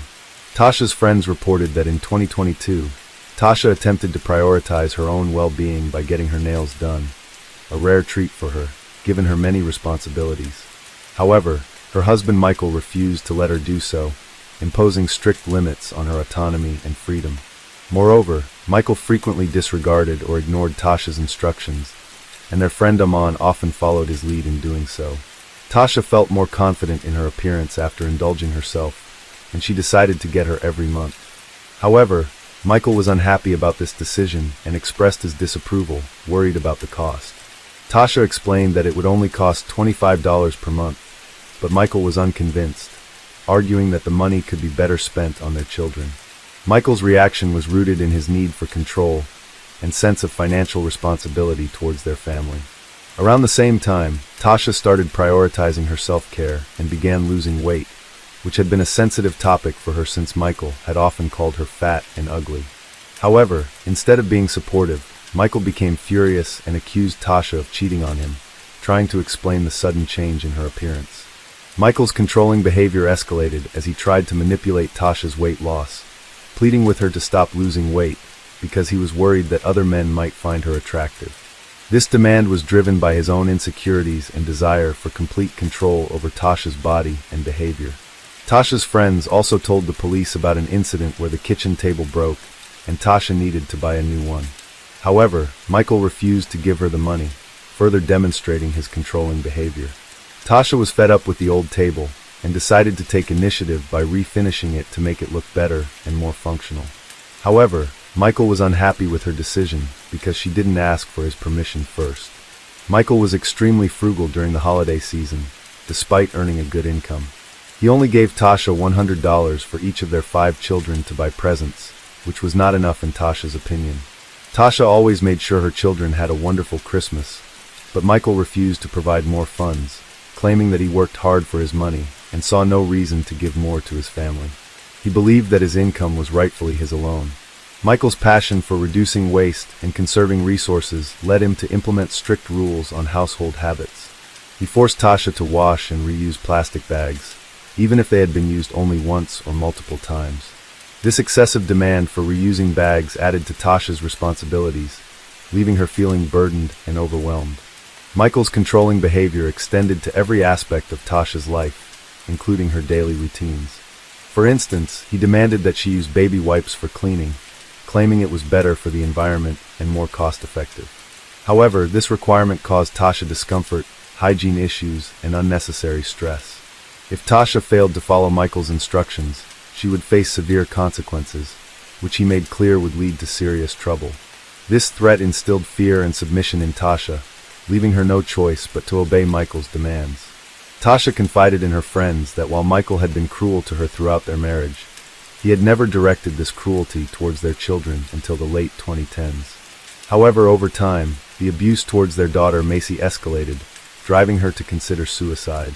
Michael had unrealistically high expectations for his daughter Macy, demanding she earn perfect grades despite her struggles, which were exacerbated by the emotional burden of his abusive behavior. This pressure was crushing for Macy. Macy's friends shared a disturbing incident with the detective. One evening, Michael returned home to find Macy comforted by her mother. He became enraged and ordered Macy to clean her room. This event left Macy deeply disturbed, remembering the hatred and evil she saw in her father's eyes. The detectives also discovered an incident where 7-year-old Briley disobeyed Michael while playing with a changing table. Michael responded by blaming his wife Tasha for their children's behavior, calling them the worst and most disrespectful in the world. He then humiliated Tasha, calling her fat and ugly in front of their 5 children. This painful incident prompted Tasha to plan her escape and file for divorce after 20 years of marriage. Tasha realized she had to leave her husband Michael after witnessing his abusive behavior and lack of self-control. She knew staying in the marriage would negatively impact her children, and their well-being was more important than her marital commitment. In December 2022, Tasha filed for divorce but asked for the papers to be delivered after Christmas to give her children one last normal holiday before the separation. When Michael received the papers, he tried to act normal, but Tasha saw through it. He told her to leave but she refused, taking them to her mother's home in Lynn, Utah. Michael showed up at his mother-in-law's house, trying to convince Tasha to go for a ride with him, but she refused, sensing danger. After filing for divorce, Tasha's mother moved in to support her and the children. However, Michael's actions worsened the situation. He refused to leave the family home, instead moving into the basement. Tasha discovered he had secretly transferred $220,000 from their children's savings accounts without her knowledge or consent. She also found that her inherited firearms were missing, leaving her family vulnerable. The couple's children, Macy and Briley, were affected by the constant drama at home. Macy had a secret phone to record her father's outbursts as evidence for the divorce, while Briley found solace at a neighbor's house. Both girls were relieved about their parents' divorce. On January 3, 2023, Tasha met with her attorney, expressing concerns about her divorce and Michael's volatile behavior. Although she had relocated him to the basement, the attorneys pressed her about feeling safe. Tasha reassured them she never feared for her or her children's well-being, but in hindsight, her optimism was tragically misplaced. A disturbing discovery emerged from the digital evidence found on the family's computers and cell phones. Just days before the tragic shooting, Michael made a series of concerning Google searches on December 30th at 10:41 p.m. These searches focused on firearms and shooting-related topics, revealing his sinister intentions. The search results showed Michael had asked alarming questions such as the loudness of a 9mm gunshot and what a gunshot sounds like. Before taking his own life, Michael wrote a note, expressing his desire to end the controlling behavior he felt he was subjected to by his wife. He stated that he couldn't handle the situation for another day and wanted to escape the manipulation. Michael's note conveyed deep frustration and desperation, as he repeatedly asked for help but felt ignored. He emphasized his determination not to be a burden to society. The details of this case have left many in shock, revealing a deeply dysfunctional family plagued by violence. Michael's actions were premeditated and calculated, as he carefully planned the murders to catch his wife and children off guard. Case 6. In the quiet suburbs of Southern California, the disappearance and tragic death of Michelle Yvette Missy Avila deeply shook a close-knit community. Her story is one of friendship, betrayal, and a devastating loss that left an indelible mark on those who knew her. The vanishing of Missy Avila caused shock waves in the community, as friends, family, and law enforcement mobilized in a desperate search to find her. The quest to uncover the truth behind her disappearance would reveal a disturbing tale of betrayal among those she trusted. Missy was known for her bright smile and caring nature, a young woman with dreams of a promising future. As the details surrounding her disappearance emerged, the heartbreaking story of friendships turned sinister captivated the nation's attention. This is the story of Michelle Yvette Missy Avila, her whose life was tragically cut short. Missy was born on February 8, 1968, and grew up in our later Los Angeles. She lived with her mother and 3 brothers and attended San Fernando High School with her 2 best friends, Karen Severson and Laura Doyle. Missy and Karen had been best friends since they were 8 years old, but the girls started to drift apart once they entered high school. Missy was very beautiful and had very long hair, which she loved, and she was quite popular and well-liked by most of her peers. Karen and Laura began to feel envious of the attention Missy received from others, especially from boys. During Missy's sophomore year of high school, a rumor began to spread that claimed Missy had been engaging in sexual relationships with several boys, all of whom had girlfriends. This rumor prompted a group of girls to confront Missy outside of school and assault her severely. As soon as Missy got home, her parents pressed charges against the ringleader of the attack, Sonia Bond. Missy was expected to appear in court on October 8, 1985 to testify against Sonia, but she would sadly never get that opportunity. Earlier in September, Missy had a falling out with both Karen and Laura due to the same rumor that had been spread a year earlier, in which Missy was accused of having sexual relationships with her friends' boyfriends. This time, the 2 girls involved were her best friends, Karen and Laura. Missy began dating a boy named Randy earlier in their junior year, but their relationship only lasted around a month before Missy broke things off, as she couldn't stand his constant partying. Not long after, Karen and Randy started dating and moved in together. However, Randy still had feelings for Missy, and Karen saw him flirting with her. Missy turned Randy down and told him she wasn't interested in rekindling their relationship. Missy also tried to be a good friend by telling Karen she should consider ending the relationship with Randy and try to find a better boyfriend. This angered Karen, and she and Laura spread rumors again and decided to confront Missy at one of the parks in their neighborhood. Missy tried pleading with them, telling them she would never betray either of them like that, and that these were the same rumors that were spread the year prior. Eyewitnesses claimed that Karen was seen shouting at Missy, threatening her with a beer bottle, pushing her to the ground, and slapping her before she and Laura stormed off. This incident occurred 10 days before Missy's murder. Not long after that incident, Laura expressed regret and contacted Missy, and the 2 of them decided to put everything behind them and continue with their friendship.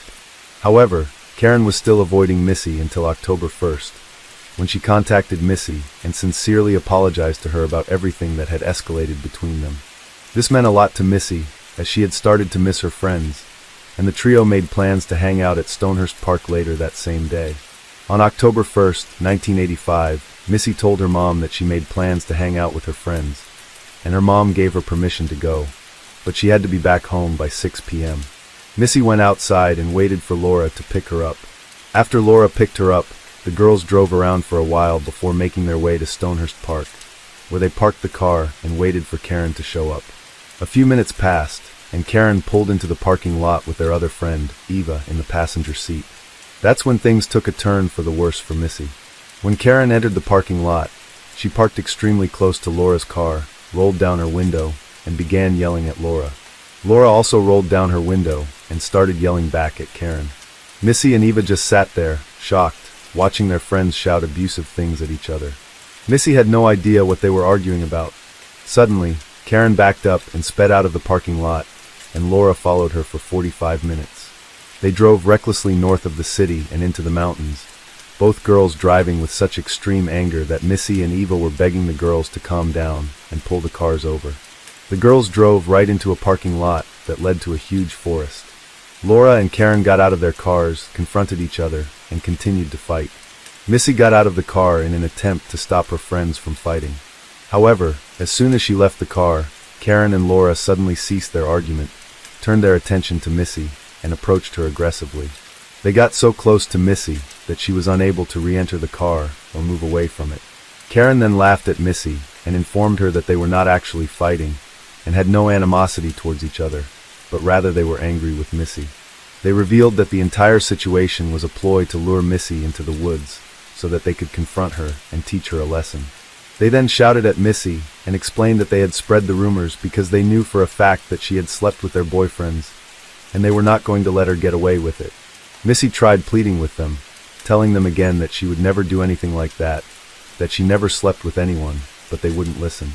When Missy started to shut down, the girls grabbed her and pushed her away from the car and towards a trail that led into the forest. Given that Missy was quite petite compared to the other girls, being only 4 feet 10 and 95 pounds, while Karen was 5 feet 2 and over 200 pounds, and Laura was 5 feet 6 and 135 pounds, Missy was unable to defend herself against the constant pushes by the two girls as they forced her to walk further down the trail. Eva was in the car during the entire altercation. She finally got out of the car and started walking behind the group. Eva was not involved in anything the girls did in the forest, and she didn't even know why she was brought along in the first place. When the group was out of view from the parking lot and deep into the forest, Laura stopped and faced Missy, who was crying helplessly and scared, and punched her right in the face. As soon as Laura started punching her, Karen joined in, and within seconds, Missy was on the ground, being beaten, punched, and stomped on. When they stopped, Laura pulled out a knife, grabbed Missy by the hair, and started cutting off chunks of her hair. They did this intentionally because they knew how much Missy loved her beautiful long hair. Karen wanted to join in on the haircutting, but since she didn't have a knife, she just started pulling out chunks with her hands while Eva stood there, watching it all happen. After they had finished that activity, they produced restraints, bound Missy's arms behind her back, and gagged her. Since there was a river around 10 feet away from their location, Laura walked into the stream, looked directly at Missy, began running her hands through the water, gave Missy a smirk, and started taunting her, asking her to come into the water with her.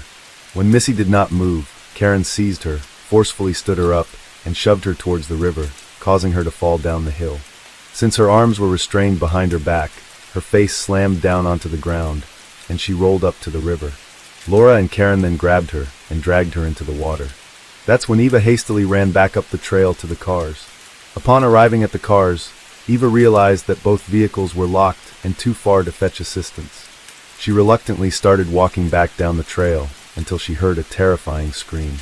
She stopped, turned around, and swiftly ran back to the cars, where she lay on the ground in a fetal position and waited for approximately an hour for the girls to return. Eventually, she saw Laura and Karen, who were dripping wet and smiling and laughing, but Missy was not with them. Laura and Karen were holding Missy's body in the water that was 8 inches deep. The scream that Eva heard happened when Missy was briefly able to get her head above the water, but then Karen grabbed her head and pushed it back into the water. When the girls realized that Missy was near death, they released her, ran to a large log, and dropped it on her head. The girls then left the forest, got into their cars with Eva, and went home. For hours later, Laura called Missy's mother, Irina Vila, claiming that she had dropped Missy off with 3 boys driving a blue Camaro after getting gas. Laura said she returned to the location, but Missy and the boys had already left. On October 4th, 1985, Missy's body was found face down in a stream in Big Tujunga Canyon in Angeles National Forest, 3 days later by a group of hikers. The police found that she had been forcibly drowned in 8 inches of water, and her waist-length hair had been cut off. A 4-foot log was found on top of her body, and cigarettes, beer, and men's overalls were found near where her body was discovered. The girls told Missy's parents and the detectives that Missy had gone off with 2 men in a blue Camaro before she disappeared, which made the random items around the crime scene seem more plausible. This false claim sent the detectives on a fruitless investigation for the non-existent men for 3 years. Irene later said she had no reason to suspect Karen or Laura were involved in her daughter's death because both of them attended Missy's funeral, and Laura sent the family a sympathy card with $20. Karen also moved in with Missy's family for a long time, outwardly showing support and trying to help catch the killers, all while closely monitoring the investigation and attempting to divert the investigators from her own involvement. Karen was intensely focused on the murder, frequently visiting Missy's grave, covering the walls of her room with pictures of Missy and newspaper articles about the crime, and repeatedly returning to the creek where Missy's body was discovered. At one point, she even told Irene that she had seen Missy's ghost. After 3 years, on July 26, 1988, Eva Cherambalo, the other teenager who had taken the 45-minute drive into the mountains, finally came forward and told the police everything that had happened. She explained the rumors, the falling out, the anger, and the jealousy, as well as the details of the murder. Eva said she took so long to come forward because the other 2 girls had threatened to kill her if she ever revealed what she had seen. In March 1990, Karen and Laura were convicted of second-degree murder and sentenced to 15 years to life in prison. The jurors were not convinced that the murder was planned, and they rejected the first-degree murder charge. Karen Severson was released from prison on December 9, 2011, after serving 21.5 years, and Laura Doyle was released from prison in December 2012 after serving 22 years. Karen Severson attempted to profit from her crime by writing a memoir about the murder and her prison life, but the book did not do well. She also made a deal for a movie to be made about it, but Avila's family sued her in 2015, seeking to take the profits from the sales. As a result, the state of California passed Missy's Law, requiring entities who are helping publish works made by criminals to contact the families of the victims about the said works. Missy's story has sparked conversations about the impact of bullying, the complexities of teenage relationships, and the importance of fostering a culture of empathy and kindness. Community initiatives and support networks have emerged to provide resources and support for those affected by similar experiences. As we remember Missy, we honor her memory by working to create a world where friendships are built on trust and compassion. Her legacy serves as a reminder that every individual deserves respect, kindness, and the opportunity to live a life free from harm. In the end, Michelle Yvette Missy Avila's legacy will be one of resilience and hope. May her memory inspire us all to stand up against bullying, support those affected by betrayal, and work towards a future where understanding and empathy prevail. Case 7. After 28 years, DNA from the clothes worn by 6-year-old Ricky Neve on the day of his tragic death matched with James Watson, who was a teenager at the time and had managed to evade justice for so long. Despite his mother's harsh way of raising her children, she seemed burdened with remorse and guilt for her actions, driving her to seek justice for her son's murder. Ricky's sisters were also determined to unravel the mystery and bring the killer to justice. But what truly happened in the household where Ricky and his sisters were raised, and what events occurred on the day of Ricky's murder, allowing the perpetrator to escape the law's grasp for so long? Ricky Lee Harvey, also known as Ricky Neve, was born on March 4, 1988 in the city of Peterborough, located in the county of Cambridgeshire in England, to Trevor Harvey and Ruth and Greg. Ruth's life had been marked by turmoil from an early age, with her being placed in foster care at the mere age of 2. Her younger brother, who was born blind at the tender age of 1, had already been placed in foster care. She endured a challenging journey through various foster homes before returning to her parents' care, forever changed by the abuse and insults she suffered while she was under foster care. Her empathy and affection dwindled with time, which was an observation made and reported by her mother to the authorities, a struggle that the mother had been dealing with too for quite some time. Tragedy struck again when Ruth's parents took their own lives as a suicide pact later on, leaving her to face the world alone once again. At 16, she met Trevor Harvey, settled in Cambridgeshire, and gave birth to their first child, Rebecca Maria Harvey, in 1986. They had their second child, Ricky, 2 years later. Their happiness was short-lived as Trevor and Ruth separated when Ricky was only 3, but Ruth met Dean Neve not long after. They married and welcomed their first daughter into the world, and named her Rochelle Neve. The family later moved into the Welland estate in Peterborough in 1992. Ruth decided to change Ricky's surname to match her new husband's, and he was now known as Ricky Neve. Sometime later, they welcomed another daughter and named her Sheridan Neve. They lived in Red Mile Walk, which was a part of the Welland estate that was well known for its association with crime and drug use. Unfortunately, the family's new home was riddled with challenges as Dean Neve was a notorious drug dealer, and Ruth had succumbed to addiction. She would even spend a lot on drugs, to a point of neglecting her children's basic needs. Ricky and his sisters often wandered the estate without proper care, food, or clothing, drawing concern from neighbors, who bravely reported the situation to social services. Ricky was the one who took care of his siblings when they were starved, as he would nick something from the shops and bring it to feed his siblings. He loved being clean, so he also made sure they were clean by running a bath for them. Dean was rarely at home, and Ruth often blamed Ricky for this, claiming that he was always away since he hated his stepson. This made her start hating Ricky, as she would write to Dean during his prison stints, how she had hurt him by punching him and burning him with matches, and how she even wanted to kill him. She hated him more as she claimed that he would always laugh at her. The neighbors, often seeing the children outside, had no idea what really happened in that house. Ruth tormented and degraded the innocent children, frequently burning them with cigarettes and hurling insults at them. At one point, she even wrote idiot on their foreheads and forbade them from removing it. She would force them to stand for long periods of time while she smacked them on the head. She sent them to buy her drugs, even after starving them.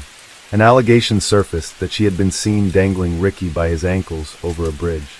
On one occasion, she forced Ricky to swallow liquid soap, and as he struggled to breathe, he managed to say, "I love you, Mommy." She would strangle the daughters to unconsciousness, and even beat them with a hairbrush to the point of breaking it. They were even locked naked in rooms full of urine. The children tried to get the attention of their neighbors, which was often in vain as their cries were not heard by them. Ricky was placed on the at-risk register after Ruth warned the child services repeatedly that she would kill him. He was taken into short-term care to give the mother some time. However, his files were mismanaged.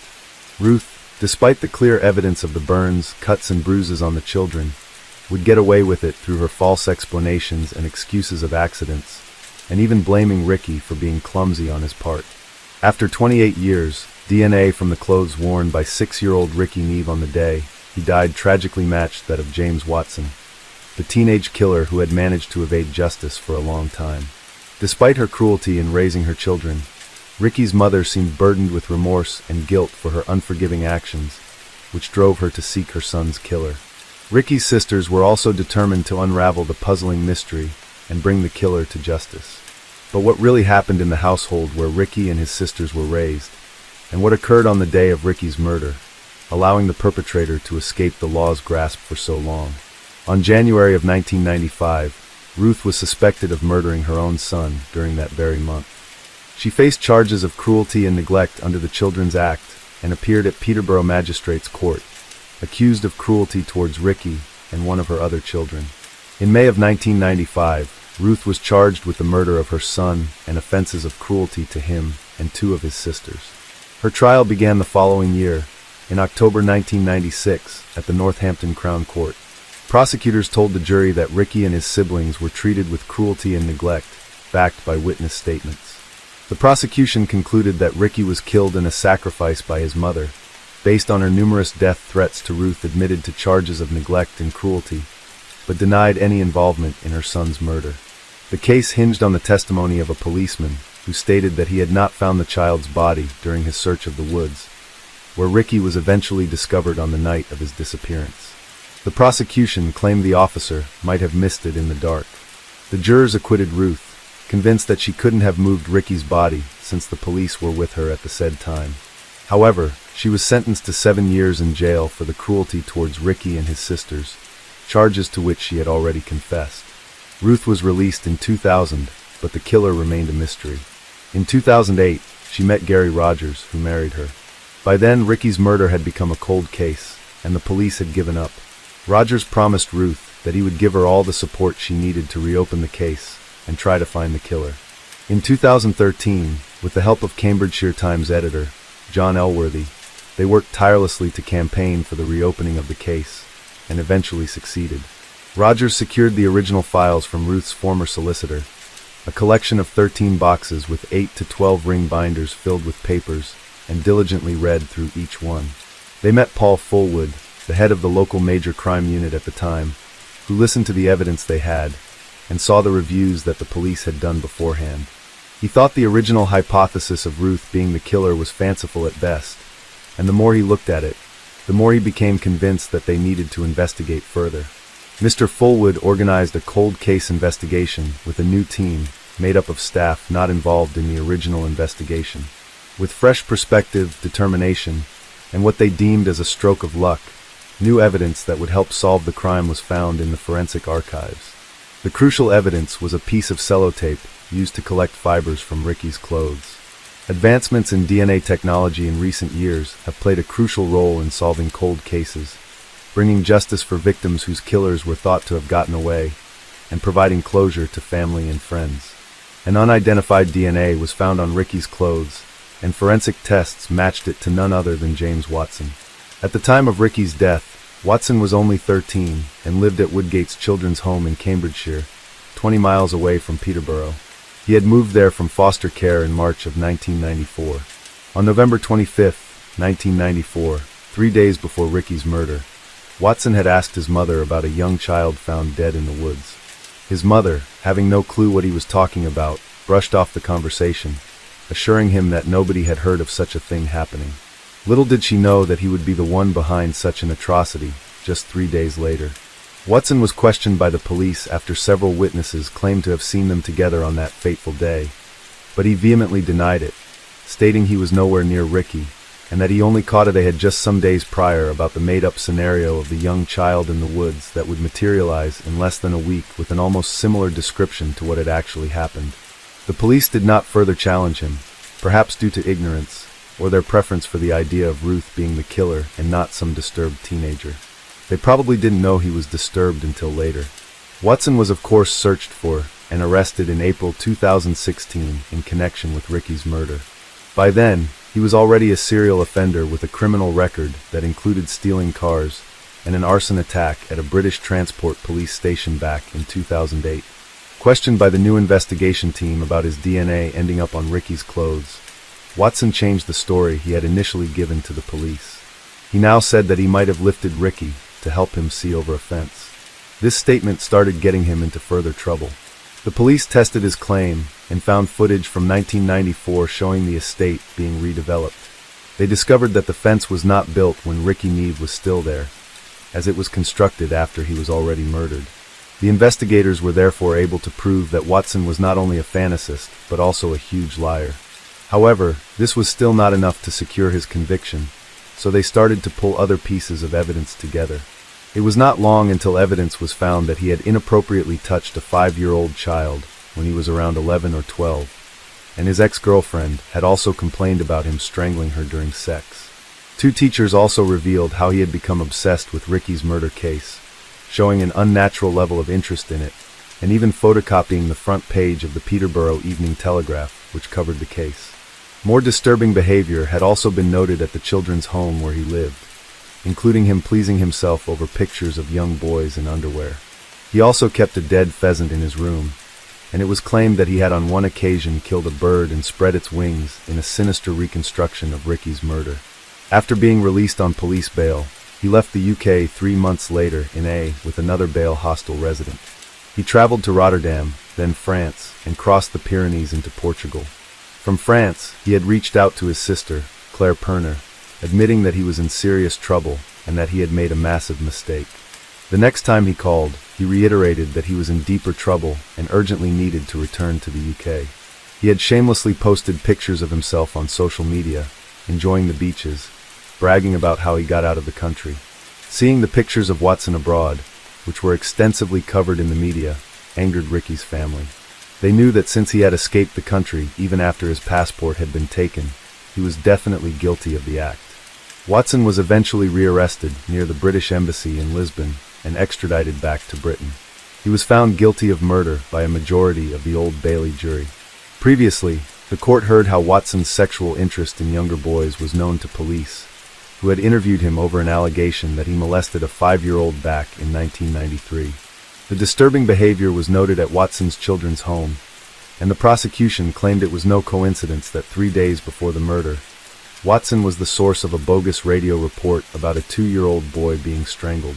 Immediately after Ricky's murder, in identical circumstances, Watson obsessed over newspaper coverage of the killing, copying front-page stories at school. The jurors heard that key evidence in the case against Watson included Ricky's last meal of Weetabix taken in the morning, which fixed his time of death at around noon, when he was seen playing with Watson. It meant that Ricky was killed shortly after heading to the woods with Watson, where he used to play. Watson's legal team had accused Ricky's mother, but she denied any involvement. Ricky's by the mother and the body being dragged into the forest, therefore ruling out that accusation. After a trial at London's Old Bailey that took place from January 18th to April 21st, 2022, James Watson, at the age of 41, was found guilty of Ricky Neve's murder. On June 24th, 2022, he was sentenced to life in prison with a minimum term of 15 years by Mrs. Justice McGowan. The judge considered Watson's age at the time of Ricky's death as a significant factor in determining the sentence. In June 2023, Watson was granted permission to appeal his conviction. His lawyer argued before the Court of Appeal that Watson was not able to get a fair trial because too much of the evidence from which the killer's DNA could have been recovered was lost or destroyed in the intervening years. This case could have been solved much earlier if the official police records of 6 reported sexual assaults on children in the Welland estate in the 3-year period before Ricky's murder had been thoroughly investigated.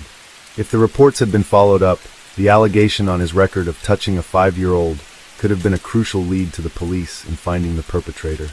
These failures in the investigation add to the list of the many shortcomings in this case. The verdict was a triumph for Ricky's sisters, who had never thought they would see justice for their beloved brother.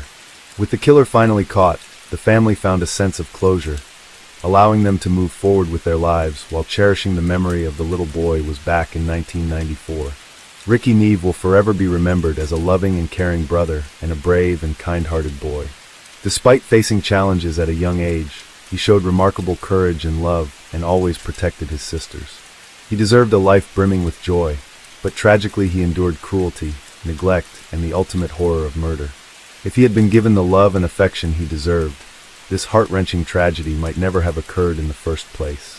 This here story is about 26-year-old Elle Edwards. On Christmas Eve 2022, she was celebrating with her friends in a pub in Alley Village, Liverpool, UK. The girl was real vibrant and beautiful. She worked as a cosmetologist in a local beauty salon and was also an assistant to a dermatologist. Elle was naturally positive and mighty kind, which allowed her to win over even the most demanding clients. Elle was pretty and had become an excellent specialist in her fields. The gal was cheerful and always smiling, but at the same time she remained determined, constantly moving towards her goals and dreams. On December 24th, G22, her sister Lucy flew in from Dubai to spend the holidays with the family, and Elle eagerly awaited her return. They decided to celebrate this long-awaited event in style, so the girls and their friends headed to the local pub.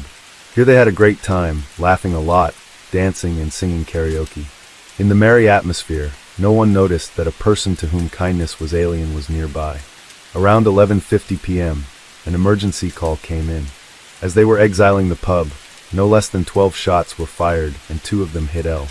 She suffered a gunshot wound to the head that proved to be mighty serious. The dispatcher directed emergency services to the same. They urgently arrived at the pub, loaded the gal into an ambulance, and took her to the local hospital. However, she died on the way as her injuries were incompatible with life. When the police informed the victim's family about the tragedy, they were in a state of shock. No one believed it, and no one understood how this could have happened to Elle. No one suspected that this beautiful and cheerful gal could have had deadly enemies. In the early stages of the investigation, the detectives had no leads. The asylum had attacked unexpectedly and disappeared just as mysteriously, leaving only a shell cast and the bleeding victim at the crime scene. The attack was sudden but well planned and gave Elle no chance of survival. But was the gal the true target of the attack, or did she become a random victim of a madman? An unknown car stopped near the pub entrance, and minutes later the shooting started. In addition to the deceased, 4 other men received gunshot wounds of varying severity. All of them young people aged 22 to 33, who were spending the evening in the establishment and lived in the nearby towns. Initially, the police were inclined to believe that the murdered woman was a random victim. It was known that criminal gangs were operating in the area periodically. The shooting was likely to routine showdown between their members. However, all of this was just conjecture, which would have to be proven or disproved in the course of the investigation. So the detectives delved deeper into the victim's personality.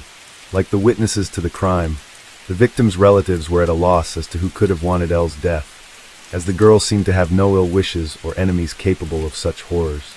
The detectives decided to interview other witnesses and the victims of the unknown criminal's gunfire. In addition, law enforcement officers requested the pub owner's video surveillance recordings. It would be necessary to talk to dozens of people and analyze several hours of video recordings. Several police officers were working on the extensive investigation. It was necessary to answer several difficult questions. There were too many victims of the attack, but was this spontaneous aggression? Or did the perpetrator pursue a specific target? All witnesses to the incident were interrogated. However, checking mobile communications data took more time. The media were notified to assist in the investigation. Law enforcement officers urged anyone with valuable information to come to the police station. First and foremost, this concerned possible video recordings made by random eyewitnesses, on any of which the car in which the aggressor arrived might appear. After the crime, the police held a meeting with local residents. The purpose of this communication was to persuade people possessing valuable information to share it with law enforcement officers. It was assumed that someone might have seen the moment of the attack or know the criminal. People were urged not to be afraid of the criminals and the local feuding clans. Community leaders supported local residents during this difficult time. In addition to the conversations, activists went door to door and communicated with the neighbors. Special trained officers worked with the family of the deceased, their goal being to provide them with support in connection with the heavy loss. In the course of this work, it was established that the perpetrator had left the pub parking lot in a dark-colored car. Eyewitness accounts regarding it may differed. It was dark and it was difficult to make out anything, but the most likely was a dark Mercedes E-Class. Later, this was confirmed after checking the outdoor surveillance cameras. The killer did not immediately open fire, but drive up to the parking lot and observe the pub visitors for some time. He sat in the car so that he could freely see the entrance and most of what was happening inside. Apparently, he was choosing the most convenient moment for the attack. After a few minutes of surveillance, when Elle came out, the criminal quickly got out of the car, fired 12 shots, then instantly got back behind the wheel and disappeared. Investigators, after studying the recordings, made an important conclusion. The attacker was alone. No one helped him. It was not possible to trace the exact location where the perpetrator fled. Therefore, the detectives went door to all local residents, describing the car and recounting the circumstances of the incident, trying to establish the identity of the killer. Patrolling the streets was carried out around the clock, and this yielded results. Just 2 days after the shooting, detectives detained 2 suspects, but no names were mentioned until all the circumstances were clarified. However, it was not possible to prove their involvement in the crime, in particular because the murder weapon was not found. After that, the detectives made a statement to the public, saying that they would not rest until the unknown shooter was punished. All this was intended to calm the local residents, who were outraged by the rampant crime and the powerlessness of the authorities. It was also assumed that the attack had been provoked by a feud between local gangs. In this case, Elle would be considered a random victim. However, all this was also just an assumption that remained to be verified. In the course of the investigation, it was possible to establish that the potential targets could have been Jake Doody and Kiram Seld, members of the local Beechwood gang, who were spending the evening in the pub. It became known that they had been in long-term, fierce conflict with another group claiming this territory. On December 29th, the police arrested another person, but he was not the one who opened fire. The suspect had a solid alibi that excluded him from the list of suspects. However, the detective suspected that he had participated in the setup for the attack. Around the same time, the dark Mercedes car in which the killer had left the pub parking lot was identified, but due to the lack of direct evidence, the name of the third suspect was also not disclosed. There were some difficulties with the found car. The car was traced through video surveillance systems and identified thanks to the cameras, but law enforcement officers were too late. On December 31st, the police department received the report that the fire had started near the scene of the shooting. When the special services arrived at the scene, they found a dark Mercedes similar to the perpetrator's vehicle, which was engulfed in flames. The vehicle was completely burned out. Valuable evidence was lost in the flames. The perpetrators clearly knew that the police were on their trail, so they decided to destroy one of the direct pieces of evidence. Despite the fact that the fire did not completely destroy the car, it was confirmed that it had been used during the shooting. However, the Mercedes did not belong to the perpetrators, but had been stolen shortly before the attack. Presumably, the arson was committed intentionally to complicate the investigation after the murder of competitors. On January 11th, two more suspects, a 22-year-old man and a 23-year-old woman, were delivered to the police department. They were arrested in Central Wales. The man's name was Connor Chapman. He was well known to the police. He had an extensive criminal record that he had accumulated over the past 5 years before the murder of Louisa. Connor had started with daring law breakings and gradually sank deeper into the abyss of crime. One of his first serious crimes was a car theft under aggravating circumstances. He had repeatedly become a suspect in robberies, hooliganism, and threatening behavior. Once the young man was involved in a chase with the police, after which he abandoned the car and hid in the bushes nearby. When they detained him, the criminal said that he did not understand what chase they were talking about and that he was here just waiting for a friend. In this case, he became the real star. The detainee's data ended up in newspaper headlines. Connor Chapman was from Birkenhead, Liverpool. His parents had left him at an early age, so his grandparents had formalized guardianship. It was in a house that the hero of the story moved. The teenager dropped out of high school shortly before the exams. In general, he studied poorly, and no special hopes were pinned on him. He was always considered a problem child. The young hooligan first became a defendant in a court case in 2014, when he was 14 years old. Connor was accused of shoplifting. As early as 2016, he committed another crime. His involvement in the theft of a car was proven when the young man was detained in a stolen vehicle. He did not have a driver's license or insurance, which was a violation of the terms of his suspended sentence. In 2017, high theft was added to the storage of prohibited substances. During this period, he was also under police supervision, so he had again violated the restramping order. As a result, he was banned from accessing several parts of the city. Connor was not allowed to appear in public places, as he clearly posed a threat to society. However, as early as 2019, he violated the ban again. The patrol detained him in a public place. The young man had a knife and prohibited substances with him. In the same year, the general public first heard about Connor Chapman. He appeared on the pages of the local newspaper after an unsuccessful attempt to escape from the police in a stolen car.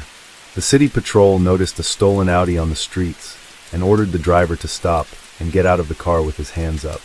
However, the 18-year-old Chapman did not obey, provoking a chase.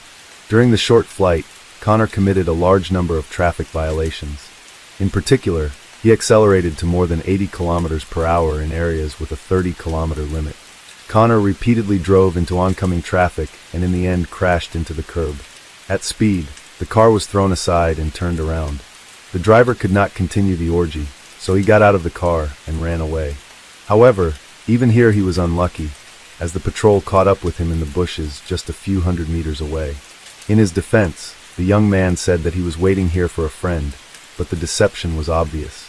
The lawyer of Connor explained in court that his client had fallen under the influence of a bad company of although the court left him unpunished, and the need to release the budding criminal, who was found to have attention deficit disorder and a number of other disorders identified by private specialists during the trial. Despite this, due to numerous violations and potentially dangerous behavior on the road, he was sentenced to a term of up to 8 months in prison for 2 months. The young man also received a ban on driving a car, which was in effect after his release. Thus, the budding criminal had achieved 14 convictions for 30 criminal episodes by the time he reached adulthood. It was obvious that he had no intention of changing and categorically refused to fit into society. Everyone understood that he was potentially dangerous, but legal grounds for isolating him from society had not been found. This was due to the fact that so far no person had been seriously injured by his inadequate behavior. The public was outraged by the powerlessness of the authorities. Everything was shaping up so that the criminal elements could do nothing until they kill or maim innocent people. And that's how it turned out. In January 2020, the court again sentenced Connor Chapman, this time to 10 months in prison. He was again caught in a public place with a cold weapon and substances in his pocket, a whole bouquet of prohibitive lists. During this period, the police openly appeared on TV channels, urging the public to beware of this young man. After serving his sentence, protected months, he again got involved in crime and was wanted for at least 5 criminal episodes. When he was caught, the young criminal said that he had spent more time behind bars than free, and he did not seem upset about this, but rather proud of his achievements. However, Connor had no intention of stopping there. By the age of 20, his service record had expanded again. By this point, he had received 19 sentences for 43 crimes. But in the summer of 2022, the inadequate young man found himself free again. This happened just 6 months before the death of L. Edwardser. During this period, Connor was again brought before the court. His lawyer tried to play on pity, telling the story that the first child of the young man was born while he was in prison. At this point, his girlfriend was pregnant with a girl. The young man claimed that he had rethought his life and wanted to get on the path of correction. Of course, these were loud, false words. The only thing he wanted was to get free and return to the path of crime. During this period, the police already knew that he was a member of one of the local criminal gangs engaged in the sale of prohibited substances. However, the criminal was tried not for these serious crimes, but for burglary and theft of 2 electric motorcycles. On December 24, 322, a skirmish broke out between 2 rival criminal gangs. They began to argue over the division of the territory near the wooden church in Beechwood Estates. They failed to reach an agreement, after which the young gangster decided to take revenge. He armed himself with a submachine gun and waited for about 3 hours until he tracked down his targets. He wanted to kill Karen Seld and Jake Duffy, who had gone to the Moyak pub for rest. Shortly before midnight, the criminal drove up to the parking lot and began to observe. He identified his victims and waited for the right moment to attack, then ran out of a car and fired 12 bullets into the building. He managed to seriously injure Duffy, but despite the threat to his life, he survived the attack. However, the unlucky L. Edwardser was not so fortunate. 2 bullets hit her in the head. The young beauty fought for her life, but died in the arms of the medics on the way to the hospital. The girl accidentally met the killer's targets that evening, and did not even suspect that the revelry could end so tragically. The pub was crowded, then 1 person was killed and 4 were wounded. One 22-year-old man was shot in the leg, a 24-year-old young man was wounded in the arm, and a 33-year-old man in the wrist. None of these injuries were life-threatening. Elle's friends tried to provide her with assistance and perform artificial respiration right on the spot. However, this was not enough to save her life. Elle's sister Lucy was much luckier. She lived in Dubai and flew home to celebrate Christmas with her family. Just minutes before the attack, she had left the establishment, so she was not affected at all. Later, Lucy recalled how she had wanted to take her sister with her, but the girl wanted to stay with her friends. On January 25, 2023, the funeral of the young girl took place. Hundreds of concerned people came to say goodbye to the random victim of gang showdowns. The body was brought to the local church in a hearse drawn by 4 white horses. Even the pub that had become the site of the girl's last celebration was closed that day as a mark of respect for her memory. The owner of the establishment published a message of support for Elle's family on his official social media page. Connor Chapman was charged with a whole list of charges, the main one of which was murder. It became known that the Perth Dakota had an accomplice, namely the 20-year-old Thomas. After the arrest and during the searches, a video recording was found on this young man, which had been made shortly before the attack. In it, Connor is handing over a weapon and saying that he is going to settle accounts with someone. After the attack, they together hid the stolen Mercedes in order to get rid of it later. The murder weapon was never found. However, the killer's DNA traces were found on one of the shell casings fired. It was obvious that it was Connor who loaded the weapon before the attack. In addition, red gloves were found during searches in his house, which were clearly visible in the CCTV footage from morning. After the crime, when the perpetrators had abandoned the car, they ordered a taxi under a false name. They used the driver's services to cover their tracks and confuse the investigation. Around 5 a.m., they returned to the place where the hidden car was located. Here, the criminals tried to cover their tracks. However, something went wrong. Ultimately, they decided to get rid of the car by setting it on fire. Thomas Nord was found guilty on all charges brought against him. In July 2023, the court sentenced him to 9 years in prison. This modest sentence was due to the fact that he had not yet managed to accumulate such a wide criminal history as his accomplice. Jake and Karen were wounded in the moment of the attack, but both managed to survive the assault. A look at their lifestyle made the aggression of one of the members of the rival gangs quite understandable. Both were members of the local Beechwood gang, which was openly in conflict with another group claiming this territory. It became known that on December 23, 2023, just a day before the attack with firearms, they had already been attacked. On that occasion, another person from Connor Chapman's group had assaulted them. Both were beaten, but did not receive serious injuries. Apparently, they considered this a random fight and calmly went to relax in the pub. While the shooter awaited his sentence in the case of the murder of the innocent victim, both targets of his attack were already in prison. Karen was sentenced to 27 months in prison for an attack on members of the rival criminal group. Another 9 months were added to the sentence for the fight. His friend was sentenced to 2 years and 9 months for a similar offense.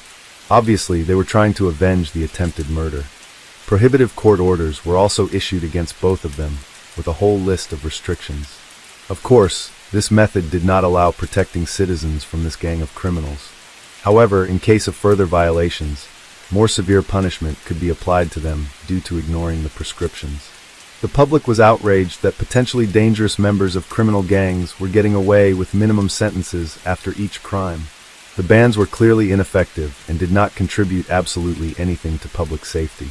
This became especially obvious when it was found that Chapman already had a ban on visiting the region where the pub was located. But this did not prevent him from stealing a car and coming to the public place, despite the fact that he also had a driving ban. The events that had occurred once again raised the question of toughening punishments and revising the existing norms of the legal system. However, so far this flawed system has not suffered any serious changes. At the trial on the case of Elle's murder, Connor tried to refute that it was he who appeared on the CCTV footage. According to him, during this period he was at home, packing Christmas gifts. However, a sufficient amount of evidence was collected to expose the lie. The hearings on the case lasted 3.5 weeks, during which all the circumstances preceding the attack were revealed. It became known that the reason for the attack was only the competition between the two criminal gangs dividing the territory nearby. The defendant did not even know the victim. He simply did not care about her fate, as well as the fate of all the other innocent people in the bar. He was driven only by blind fury, which he could never control. After the attempted murder of 2 competitors, Connor planned to flee to Spain to cover his tracks. He used a stolen car and also got rid of the murder weapon. Trying not to fall into the hands of the police, he avoided using any mode of transport. The detectives detained the criminal literally at the airport.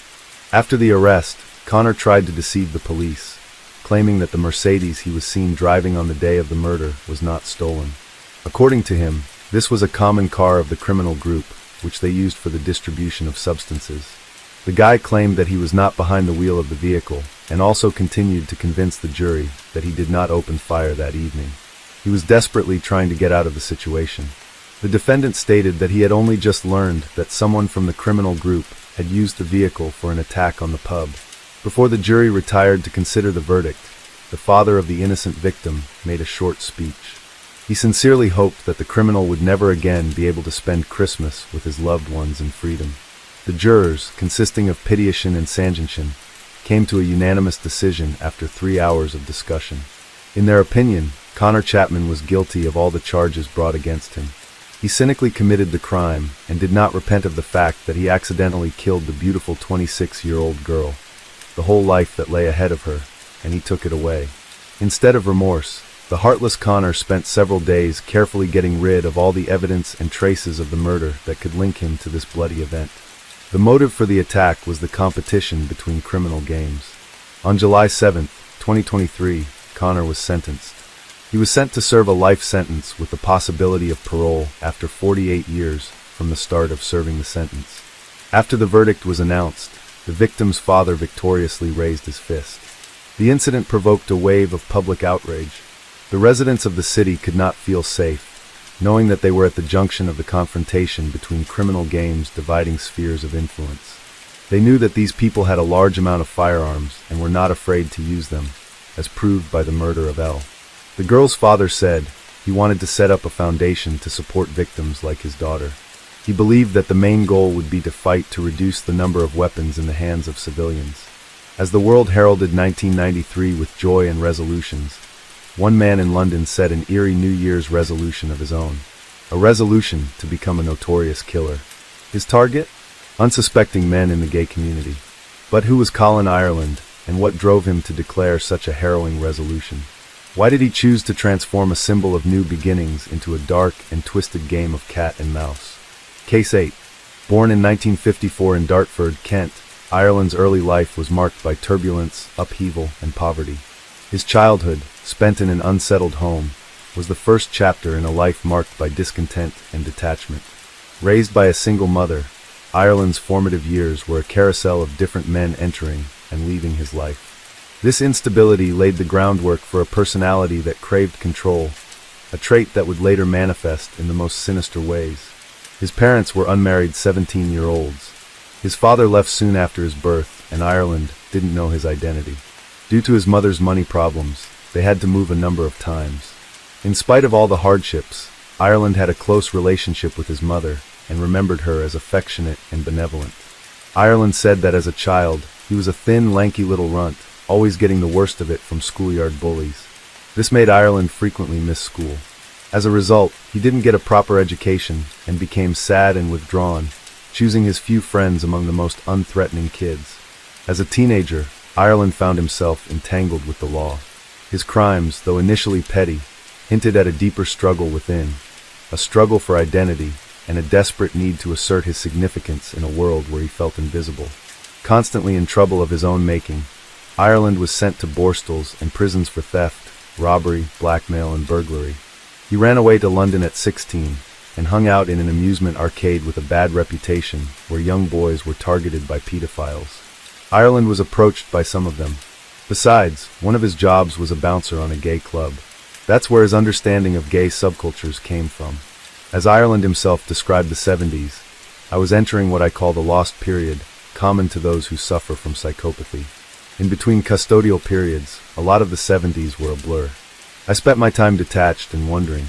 In 1982, Ireland married Virginia Zammit, who was confined to a wheelchair.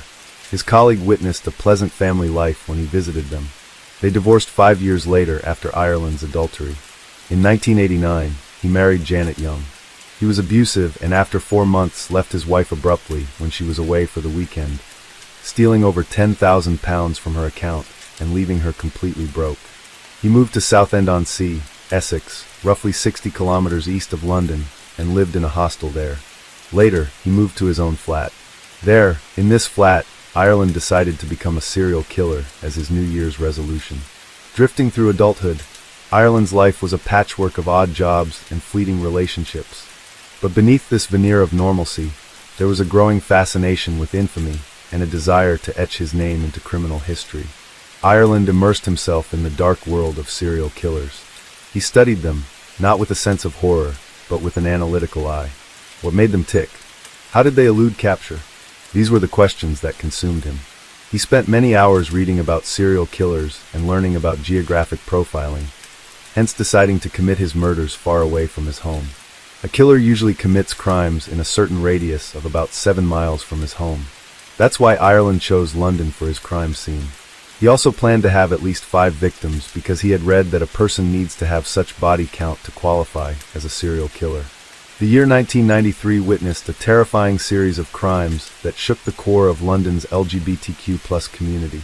Colin Ireland, a man whose unassuming demeanor masked a sinister agenda, embarked on a calculated campaign of terror, meticulously planning and executing a series of murders with chilling precision. Ireland's hunting ground was the vibrant gay scene of London. He frequented the Cohern Cub, a known gay bar, seeking out his potential victims. Here, amid the pulsing music and crowded dance floor, Ireland would select and study his targets, plotting their fates with cold detachment.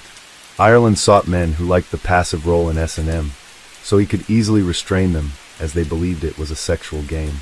Members of the pub would wear color-coded handkerchiefs to indicate their sexual proclivities. Ireland was posing as a dominant partner. His first victim, Peter Walker, was a 45-year-old choreographer. Ireland met Walker at the Colquhoun, and what started as a night of perceived intimacy quickly turned into a nightmare. Walker's body was discovered in his apartment, revealing the horror of Ireland's actions. Bound, gagged, and suffocated by a plastic bag placed over his head, Walker's death was just the beginning of Ireland's gruesome spree. Ireland placed 2 teddy bears in a sexual position on Walker's body and burned some of his pubic hair so he could smell it. While searching the flat, he discovered that Walker was HIV positive. Enraged, Ireland stuffed a condom into Walker's mouth and another one into his nostril. Each crime scene told a story of meticulous planning and ruthless execution. He carried a murder kit, a rope, handcuffs, and a change of clothing. Ireland left little evidence behind, confounding the police and instilling a growing sense of fear within the community. He was methodical, ensuring each scene was thoroughly cleaned, removing any traces that could lead back to him. He also stayed in the flat till morning to avoid suspicion from leaving in the middle of the night. To describe the nights after his murders, Ireland said, "I think that affected me mentally to quite a degree, sitting with his body for 5 to 6 hours, watching him gradually get blotches, go cold. It wasn't something that I could cope with, to be honest."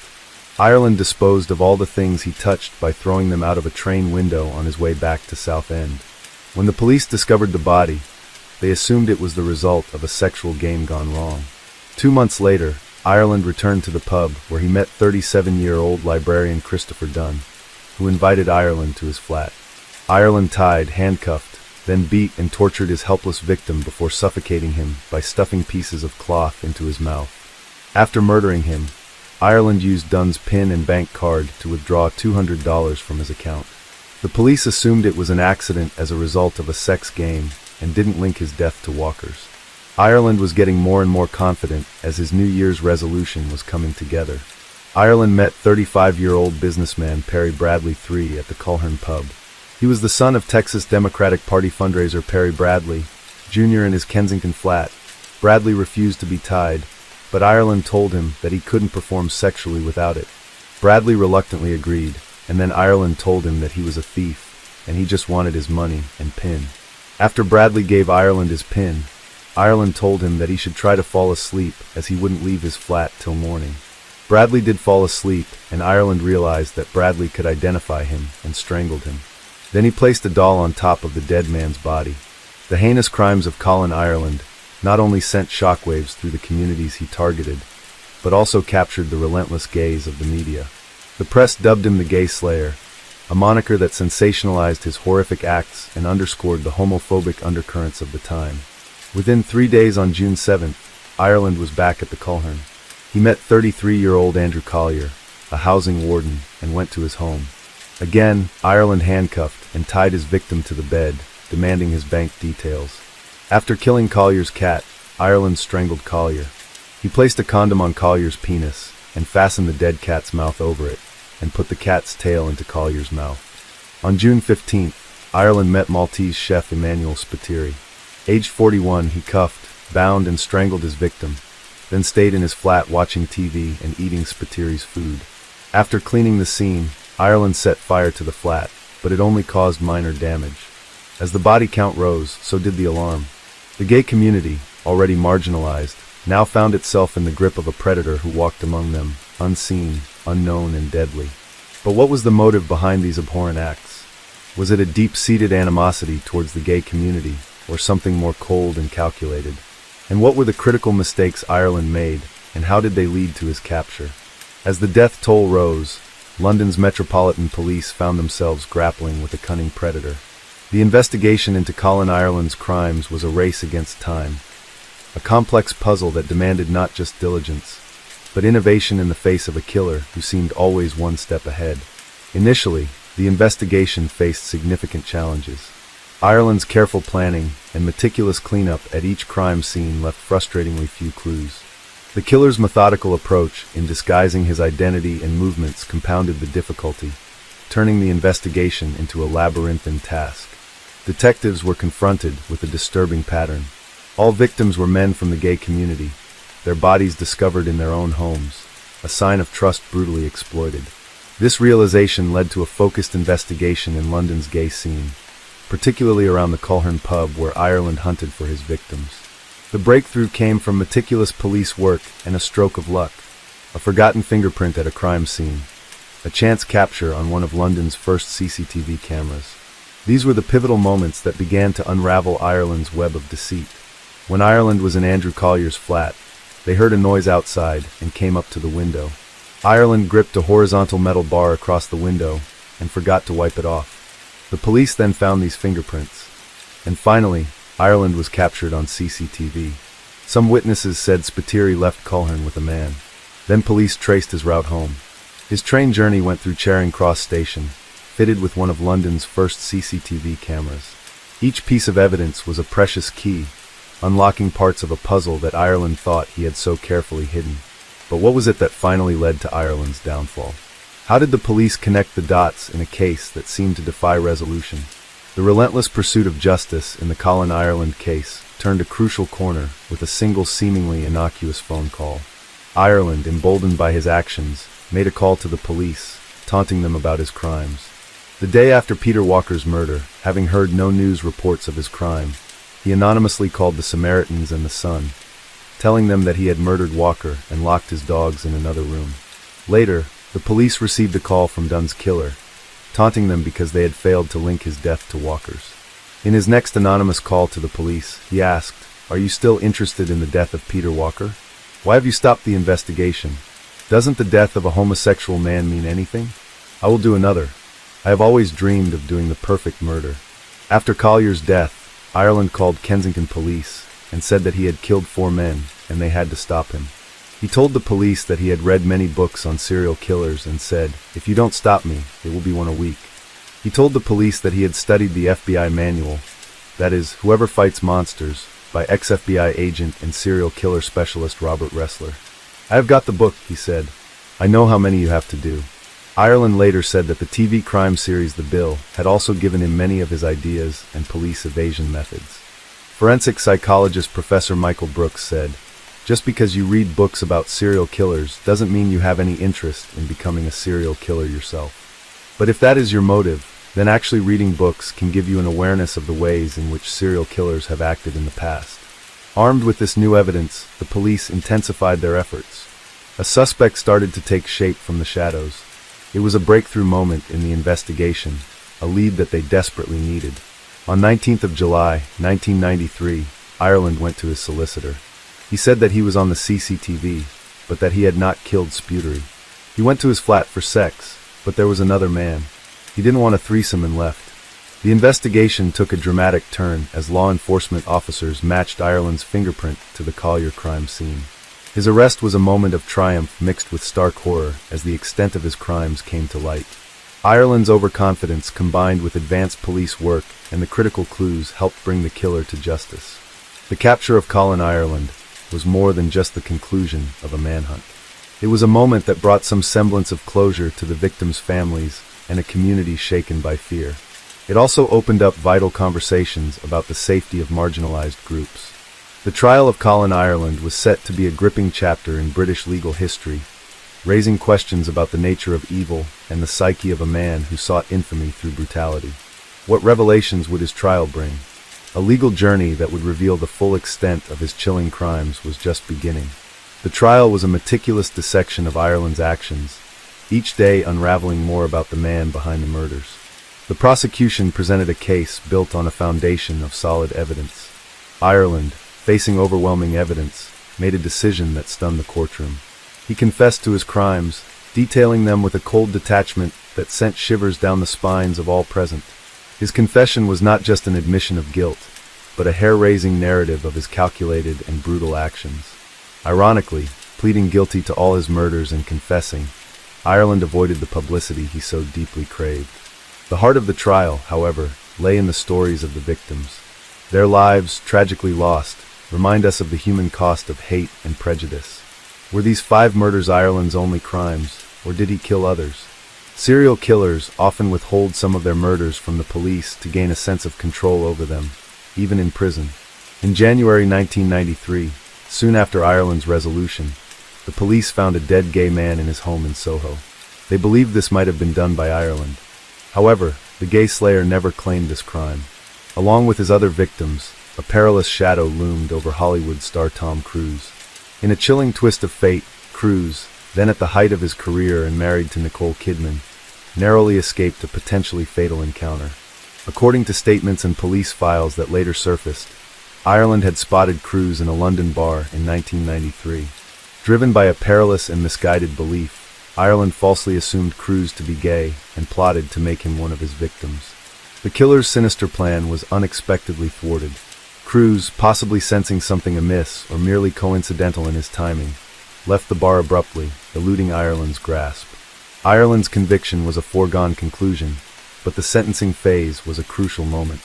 The judge, in a powerful address, condemned Ireland's actions, emphasizing the gravity and premeditated nature of the crimes. The judge called Ireland exceptionally frightening and dangerous. He said to him, "To take one human life is an outrage, to take 5 is carnage. In my view, it is absolutely clear you should never be released." Ireland was sentenced to 5 counts of life imprisonment for the murders, but the story does not end with Ireland's conviction. There are unconfirmed rumors that Ireland strangled his cellmate, a convicted child killer, in Wakefield Prison, Yorkshire. After that, he was transferred to maximum security lodgings at Whitemoor Prison, Cambridgeshire, into a private cell of his own. His pattern of selecting victims, meticulous planning, and the psychological games played with law enforcement are now studied in criminal psychology courses worldwide. Moreover, the investigation into Ireland's crimes highlighted the importance of community involvement in criminal cases. The breakthroughs in this case were a result of not just police work, but also the cooperation of the community, which had been terrorized by his actions. Ireland's case became a catalyst for discussions about homophobia and hate crimes. It highlighted the urgent need for societal change, not just in policy, but in everyday attitudes and understanding. Ireland died on February 21, 2012 of pulmonary fibrosis and a fractured hip he had suffered earlier. Former prison governor Vanessa Frake, who had crossed paths with numerous hardened criminals, called Ireland the most frightening prisoner she has ever come across. She said, "I don't know what it was about him. He just emanated evil. He was proud of what he did, same as many other serial killers. What drives a man to commit such calculated and brutal acts of violence?" To understand Ireland's psyche, we delve into the complex labyrinth of his mind, piecing together a profile that is as disturbing as it is intriguing. Experts who have studied Ireland's case point to a combination of factors. His troubled childhood, marked by instability and lack of a father figure, may have sown the seeds of his later behavior, but it was his deep-seated desire for recognition, a craving to leave a mark on the world that propelled him into the abyss of serial killing. Ireland's methodical approach to his crimes suggests a high level of intelligence and planning. He studied serial killers, not with repulsion, but with a scholar's interest. He learned from their mistakes, aiming not just to evade capture, but to master the art of killing. Ireland's methodical approach to his crimes offers a chilling glimpse into the mindset of a serial killer. His need for control and recognition, coupled with his ability to blend into society, challenges our understanding of criminal behavior. Forensic psychologists theorized that Ireland's choice of victims from the gay community was strategic rather than personal. He saw them as easy targets, vulnerable due to societal marginalization. This choice reflects not just a cold-blooded strategy, but a chilling indifference to human life. He said about how he chose his victims, "I think it's been something that's been triggered in me sometime before. I felt if I was approached, it was likely that I would kill. I thought to myself, if I wasn't approached, something wouldn't have happened. I would have gone on my way and nothing would have happened." Forensic psychologist Professor Michael Brooks explained, "What he does is he reduces the chance of choosing an inappropriate victim, or somebody who wasn't going to respond, by not selecting those who didn't approach him." Perhaps the most terrifying aspect of Ireland's psychology is his lack of remorse. His confessions were devoid of emotion, his recounting of the crimes clinical. This detachment points to a possible psychopathic personality, where empathy and conscience are alarmingly absent. Detective Inspector Martin Finnegan said, "He was very factual about his acts, as if he was describing someone else's activities. Absolutely no compassion at all." I didn't detect much hatred. It was just matter of fact, like I went down the shops and bought this, went into the flat and killed him. In most cases, the murderers who kill gay people are gay themselves, and those blatantly homophobic are often secretly gay. Was it really a plausible excuse for Ireland to give in to his secret emotions? Ireland compared the buzz of his first kill to that of losing his virginity. Maybe these hidden feelings brought this simile to his mind. Was Ireland just dishonest with himself and others, trying to hide what he really couldn't control? Ireland said he was heterosexual and didn't touch or have sex with the men he killed. However, it's difficult to imagine that at least 5 people invited him to his flat for sex, undressed, and let Ireland tie them without even a single kiss. Can a person even decide to become a serial killer as a career, just for the sake of it, without any ulterior motives, and choose the specifics of his crimes by pure logic? Or is it something deeper? Or was theft the real reason of Ireland's crimes, and murdering his victims was a calculated move to prevent them from identifying him later? There's inconsistency in Ireland's story about the murder of Perry Bradley. He said that he had promised Bradley to leave him alive, but then it occurred to him that Bradley could identify him. This narrative strongly contradicts with his whole intention of choosing his victims for murder to gain fame from becoming a serial killer. Was Ireland just exploiting homophobic moods in the society to mask the mercenary nature of his crimes, hoping that it will win him sympathy of the public and reduce the term of his imprisonment? Or was there more than one reason, perhaps all of them combined? Case 9. Robert Christian Hansen, known to his friends as Bob or Bobby, was born on February 15, 1939, in Esterville, Iowa, to his American mother, Edna Hansen, and his Danish immigrant father, Christian Hansen. His parents owned a bakery, and Robert would grow up working in that bakery. Hansen's younger years were challenging. From a young age, he worked many hours in the family's bakery and had frequent conflicts with his domineering father. Although he was left-handed by nature, Hansen was forced, as many people were during that era, to use his right hand instead of his left, the stress of which made his already existent stuttering problem much worse. As a teenager, he was extremely skinny, shy, and had severe acne that left him permanently scarred. He was ridiculed by the boys at his school and faced rejection by the girls he liked. As a loner and social outcast, he sought refuge in the time he spent alone. And over time, he developed a passion for both archery and hunting wild game. He would channel his anger and revenge fantasies into the sport of hunting animals. In 1957, at age 18, Hansen joined the U.S. Army Reserve. He hoped to leave his troubled youth behind and make something better of himself. And for a while he did. After serving for a year in the reserves, then being discharged, he landed a position as assistant drill instructor in Pocahontas, Iowa. There he met a younger woman, fell in love, and in the summer of 1960 he married her. However, all of this wasn't enough to make him forget his troubled past. He still felt mistreated by the community and was constantly seeking retribution. So in 1960, at the age of 21, he convinced a young bakery clerk to help him burn down the school bus garage to retaliate against people he perceived had abused him. But unfortunately for Hansen, the boy turned himself in and also implicated Hansen. Hansen was sentenced to 3 years in prison. The conviction resulted in Hansen's wife divorcing him after just a few short months of marriage, leaving him alone and locked up. While incarcerated, he was evaluated by a psychiatrist who diagnosed him with manic depression and periodic schizophrenic episodes. He specifically noted that Hansen had an infantile personality and was obsessed with getting back at people that he felt had wronged him. Hansen was released after a year and a half, after which he'd be arrested several more times for petty theft. Despite all this, he somehow managed to attract and remarry another local woman named Darla in 1963. They would go on to have 2 children together. Then in 1967, Hansen decided that he had had enough of the contiguous United States. So he and his family moved to Anchorage, Alaska, as far removed from his life in Iowa as possible. It was a good move for him. He quickly settled in and established himself as a respected member of the community. He also began making a name for himself as a skilled game hunter, getting his kills entered into the Pope and Young record book 3 years in a row from 1969 through 71. It was that year, 1971, that he decided he needed more challenging, and in his mind more rewarding prey to chase, hunt down and kill. Already intimately familiar with Anchorage's nightlife, particularly in the Tenderloin district, given his previous deviant tendencies in 1971, Hansen began frequenting the district in search of victims. There he found a steady and willing supply of women who would accompany him anywhere for a small amount of cash. And what's more, since they were typically either prostitutes or exotic dancers, he was confident that any who went missing would be barely missed. And any statements from victims he assaulted would be less likely to be believed against his squeaky clean reputation.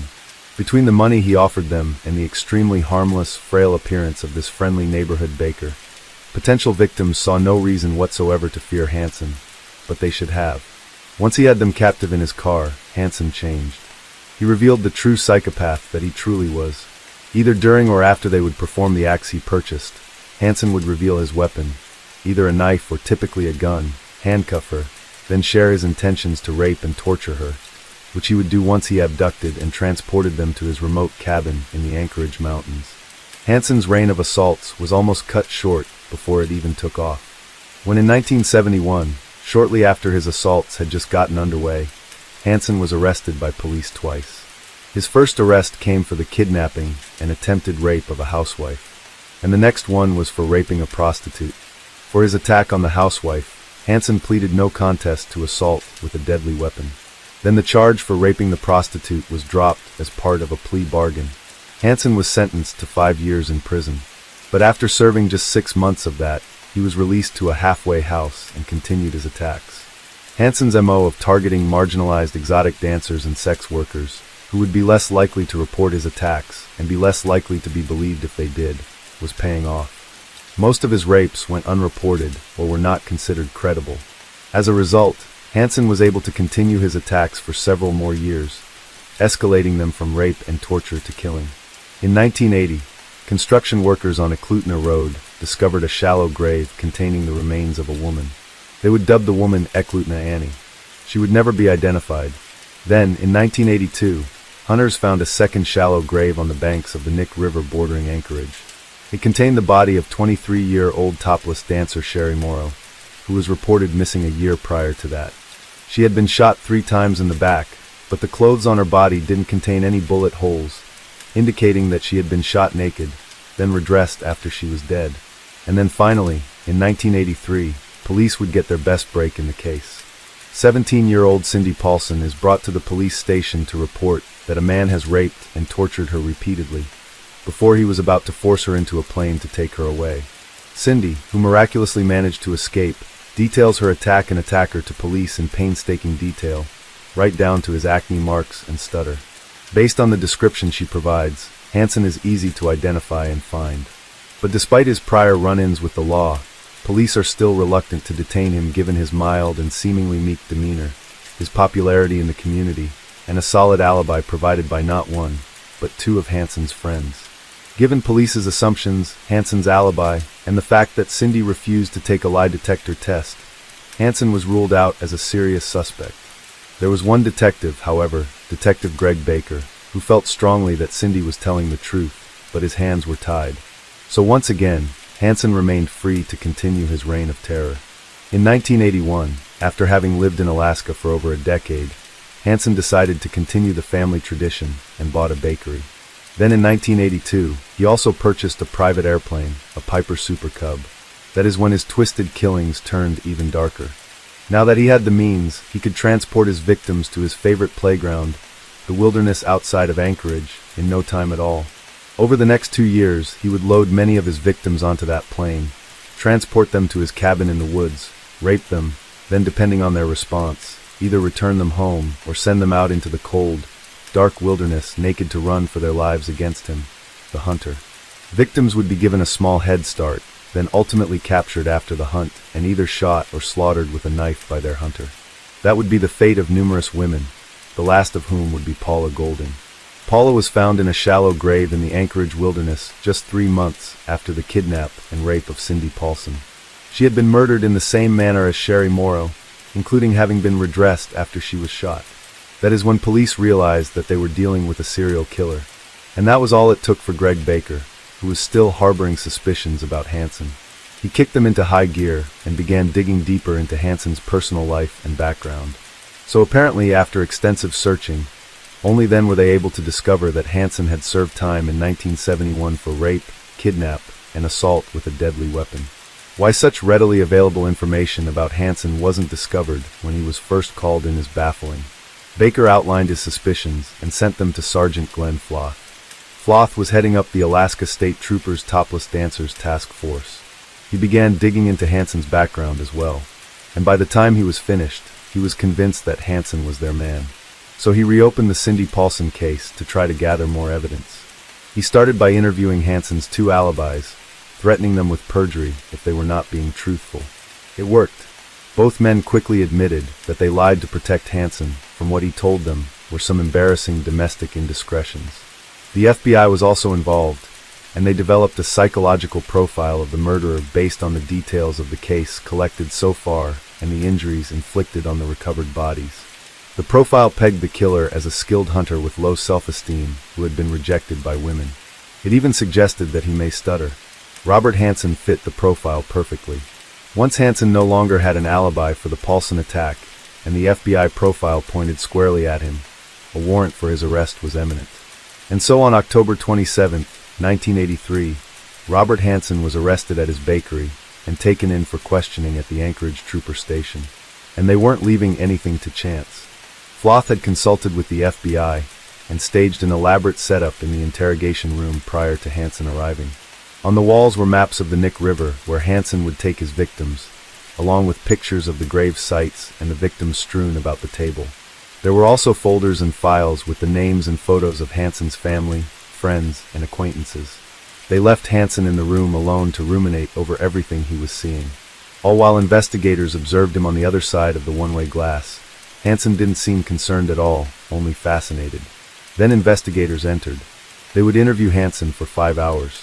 Meanwhile, another team of officers was searching Hansen's home, cars, and plane. Hidden throughout his home, they would find souvenirs from his victims, including jewelry. They'd also find a 14-inch hunting knife, which would later be identified as the murder weapon used to kill Sherry Morrow and Paula Golding. And the largest piece of evidence they uncovered would be an aviation map riddled with X's. 2 of those X's marked the spots where the 2 known bodies had been found, and a third X reflected the location of a third body they had not connected to the serial killer, Joey Messina. Joey was a 24-year-old prostitute who, they would later learn, had last been seen with a thin, pockmarked man who stuttered. There was no doubt they had their man. Hansen initially denied any involvement in the murders, but once police divulged the mountain of evidence they had against him, he confessed. He began by describing how he would establish control over his victims, stating, "I pull out the gun." I think the standard speech was, "Look, you're a professional. You don't get excited. You know there's some risk to what you've been doing. If you do exactly what I tell you, you're not going to get hurt. You're just going to count this off as a bad experience and be a little more careful next time who you are going to proposition or go out with." I tried to act as tough as I could, to get them as scared as possible. Hansen acknowledged that the X's on the maps were, indeed, the locations of the women he had murdered. But he also divulged that he had not killed every girl that he'd taken to the wilderness. He shared that anyone who agreed to provide him oral sex, and that he felt liked him, was spared. So long as they agreed to not go to the authorities, he'd fly them back home. If a victim was not cooperative, he would force them to strip naked, sometimes going so far as blindfolding them, and then set them free in the woods to run for their lives. He would give them a brief head start, then hunt them down with a high-powered rifle or hunting knife. According to Hansen, it was like going after a trophy doll sheep or a grizzly bear. Like a cruel game of cat and mouse or hunter and animal, he'd sometimes let the victims think they'd escaped, track them down again, then make them start all over. He'd do this over and over again until the victims were either too cold or too exhausted to run any further. Then he'd shoot and kill them. He'd redress them afterward because he felt that it gave him control over them. Hansen pleaded guilty to the 4 homicides the police knew about and agreed to provide details about his other victims in return for serving his sentence in a federal prison, along with no publicity in the press. The prosecution agreed, and Hansen took investigators via helicopter to the wilderness. There, Hansen pinpointed the graves of 17 women he acknowledged murdering, 12 of whom the police did not know about. Since retrieval would not be possible for some time given the heavy snow on the ground, they marked trees at each gravesite with orange paint. 11 bodies would ultimately be exhumed and returned to their families, once weather permitted. On February 18, 1984, Robert Hansen pleaded guilty to 4 counts of first-degree murder for the murders of Eclatna Annie, Jonna Messina, Sherry Morrow, and Paula Golding. All charges were dismissed for the other 13 cases. He was sentenced to 461 years in prison plus 1 life term without the possibility of parole. Hansen's wife, Darla, and their 2 children attempted to stay in Alaska after Hansen was convicted. But after 2 years of the children being harassed at school, Darla filed for divorce, and the family left Alaska. Pope and Young, the publication that recorded Hansen's hunting achievements, removed his name from their record books. Hansen's case would go on to inspire the 1991 book, Butcher Baker, the true account of an Alaskan serial killer, which would later be adapted into a movie called The Frozen Ground in 2013. The case was also the inspiration for the 2007 film, Naked Fear. In the Discovery Channel TV series, the FBI Files featured an episode entitled Hunter's Game, which depicted the Hansen case. Robert Hansen was first in prison at the maximum security U.S. penitentiary at Lewisburg, Pennsylvania. But in 1988, he was returned to Alaska. Hansen became one of the first prisoners sent to the New Spring Creek Correctional Center in Seward, a men's maximum security prison located south of Anchorage. And on August 21, 2014, at the age of 75, Robert Hansen died in prison of natural causes. Robert Hansen is evil. We're about 15 videos into this channel, and continue to be just as sickened as we were in our first video by these people, these supposed humans, who feel they have the right to do these heinous things to other people, then take their lives. We're also pretty peeved that Hansen was able to continue his reign of terror for over a decade, because people refused to believe that someone who looked like him could be capable of such heinousness, even in the face of so much evidence to the contrary.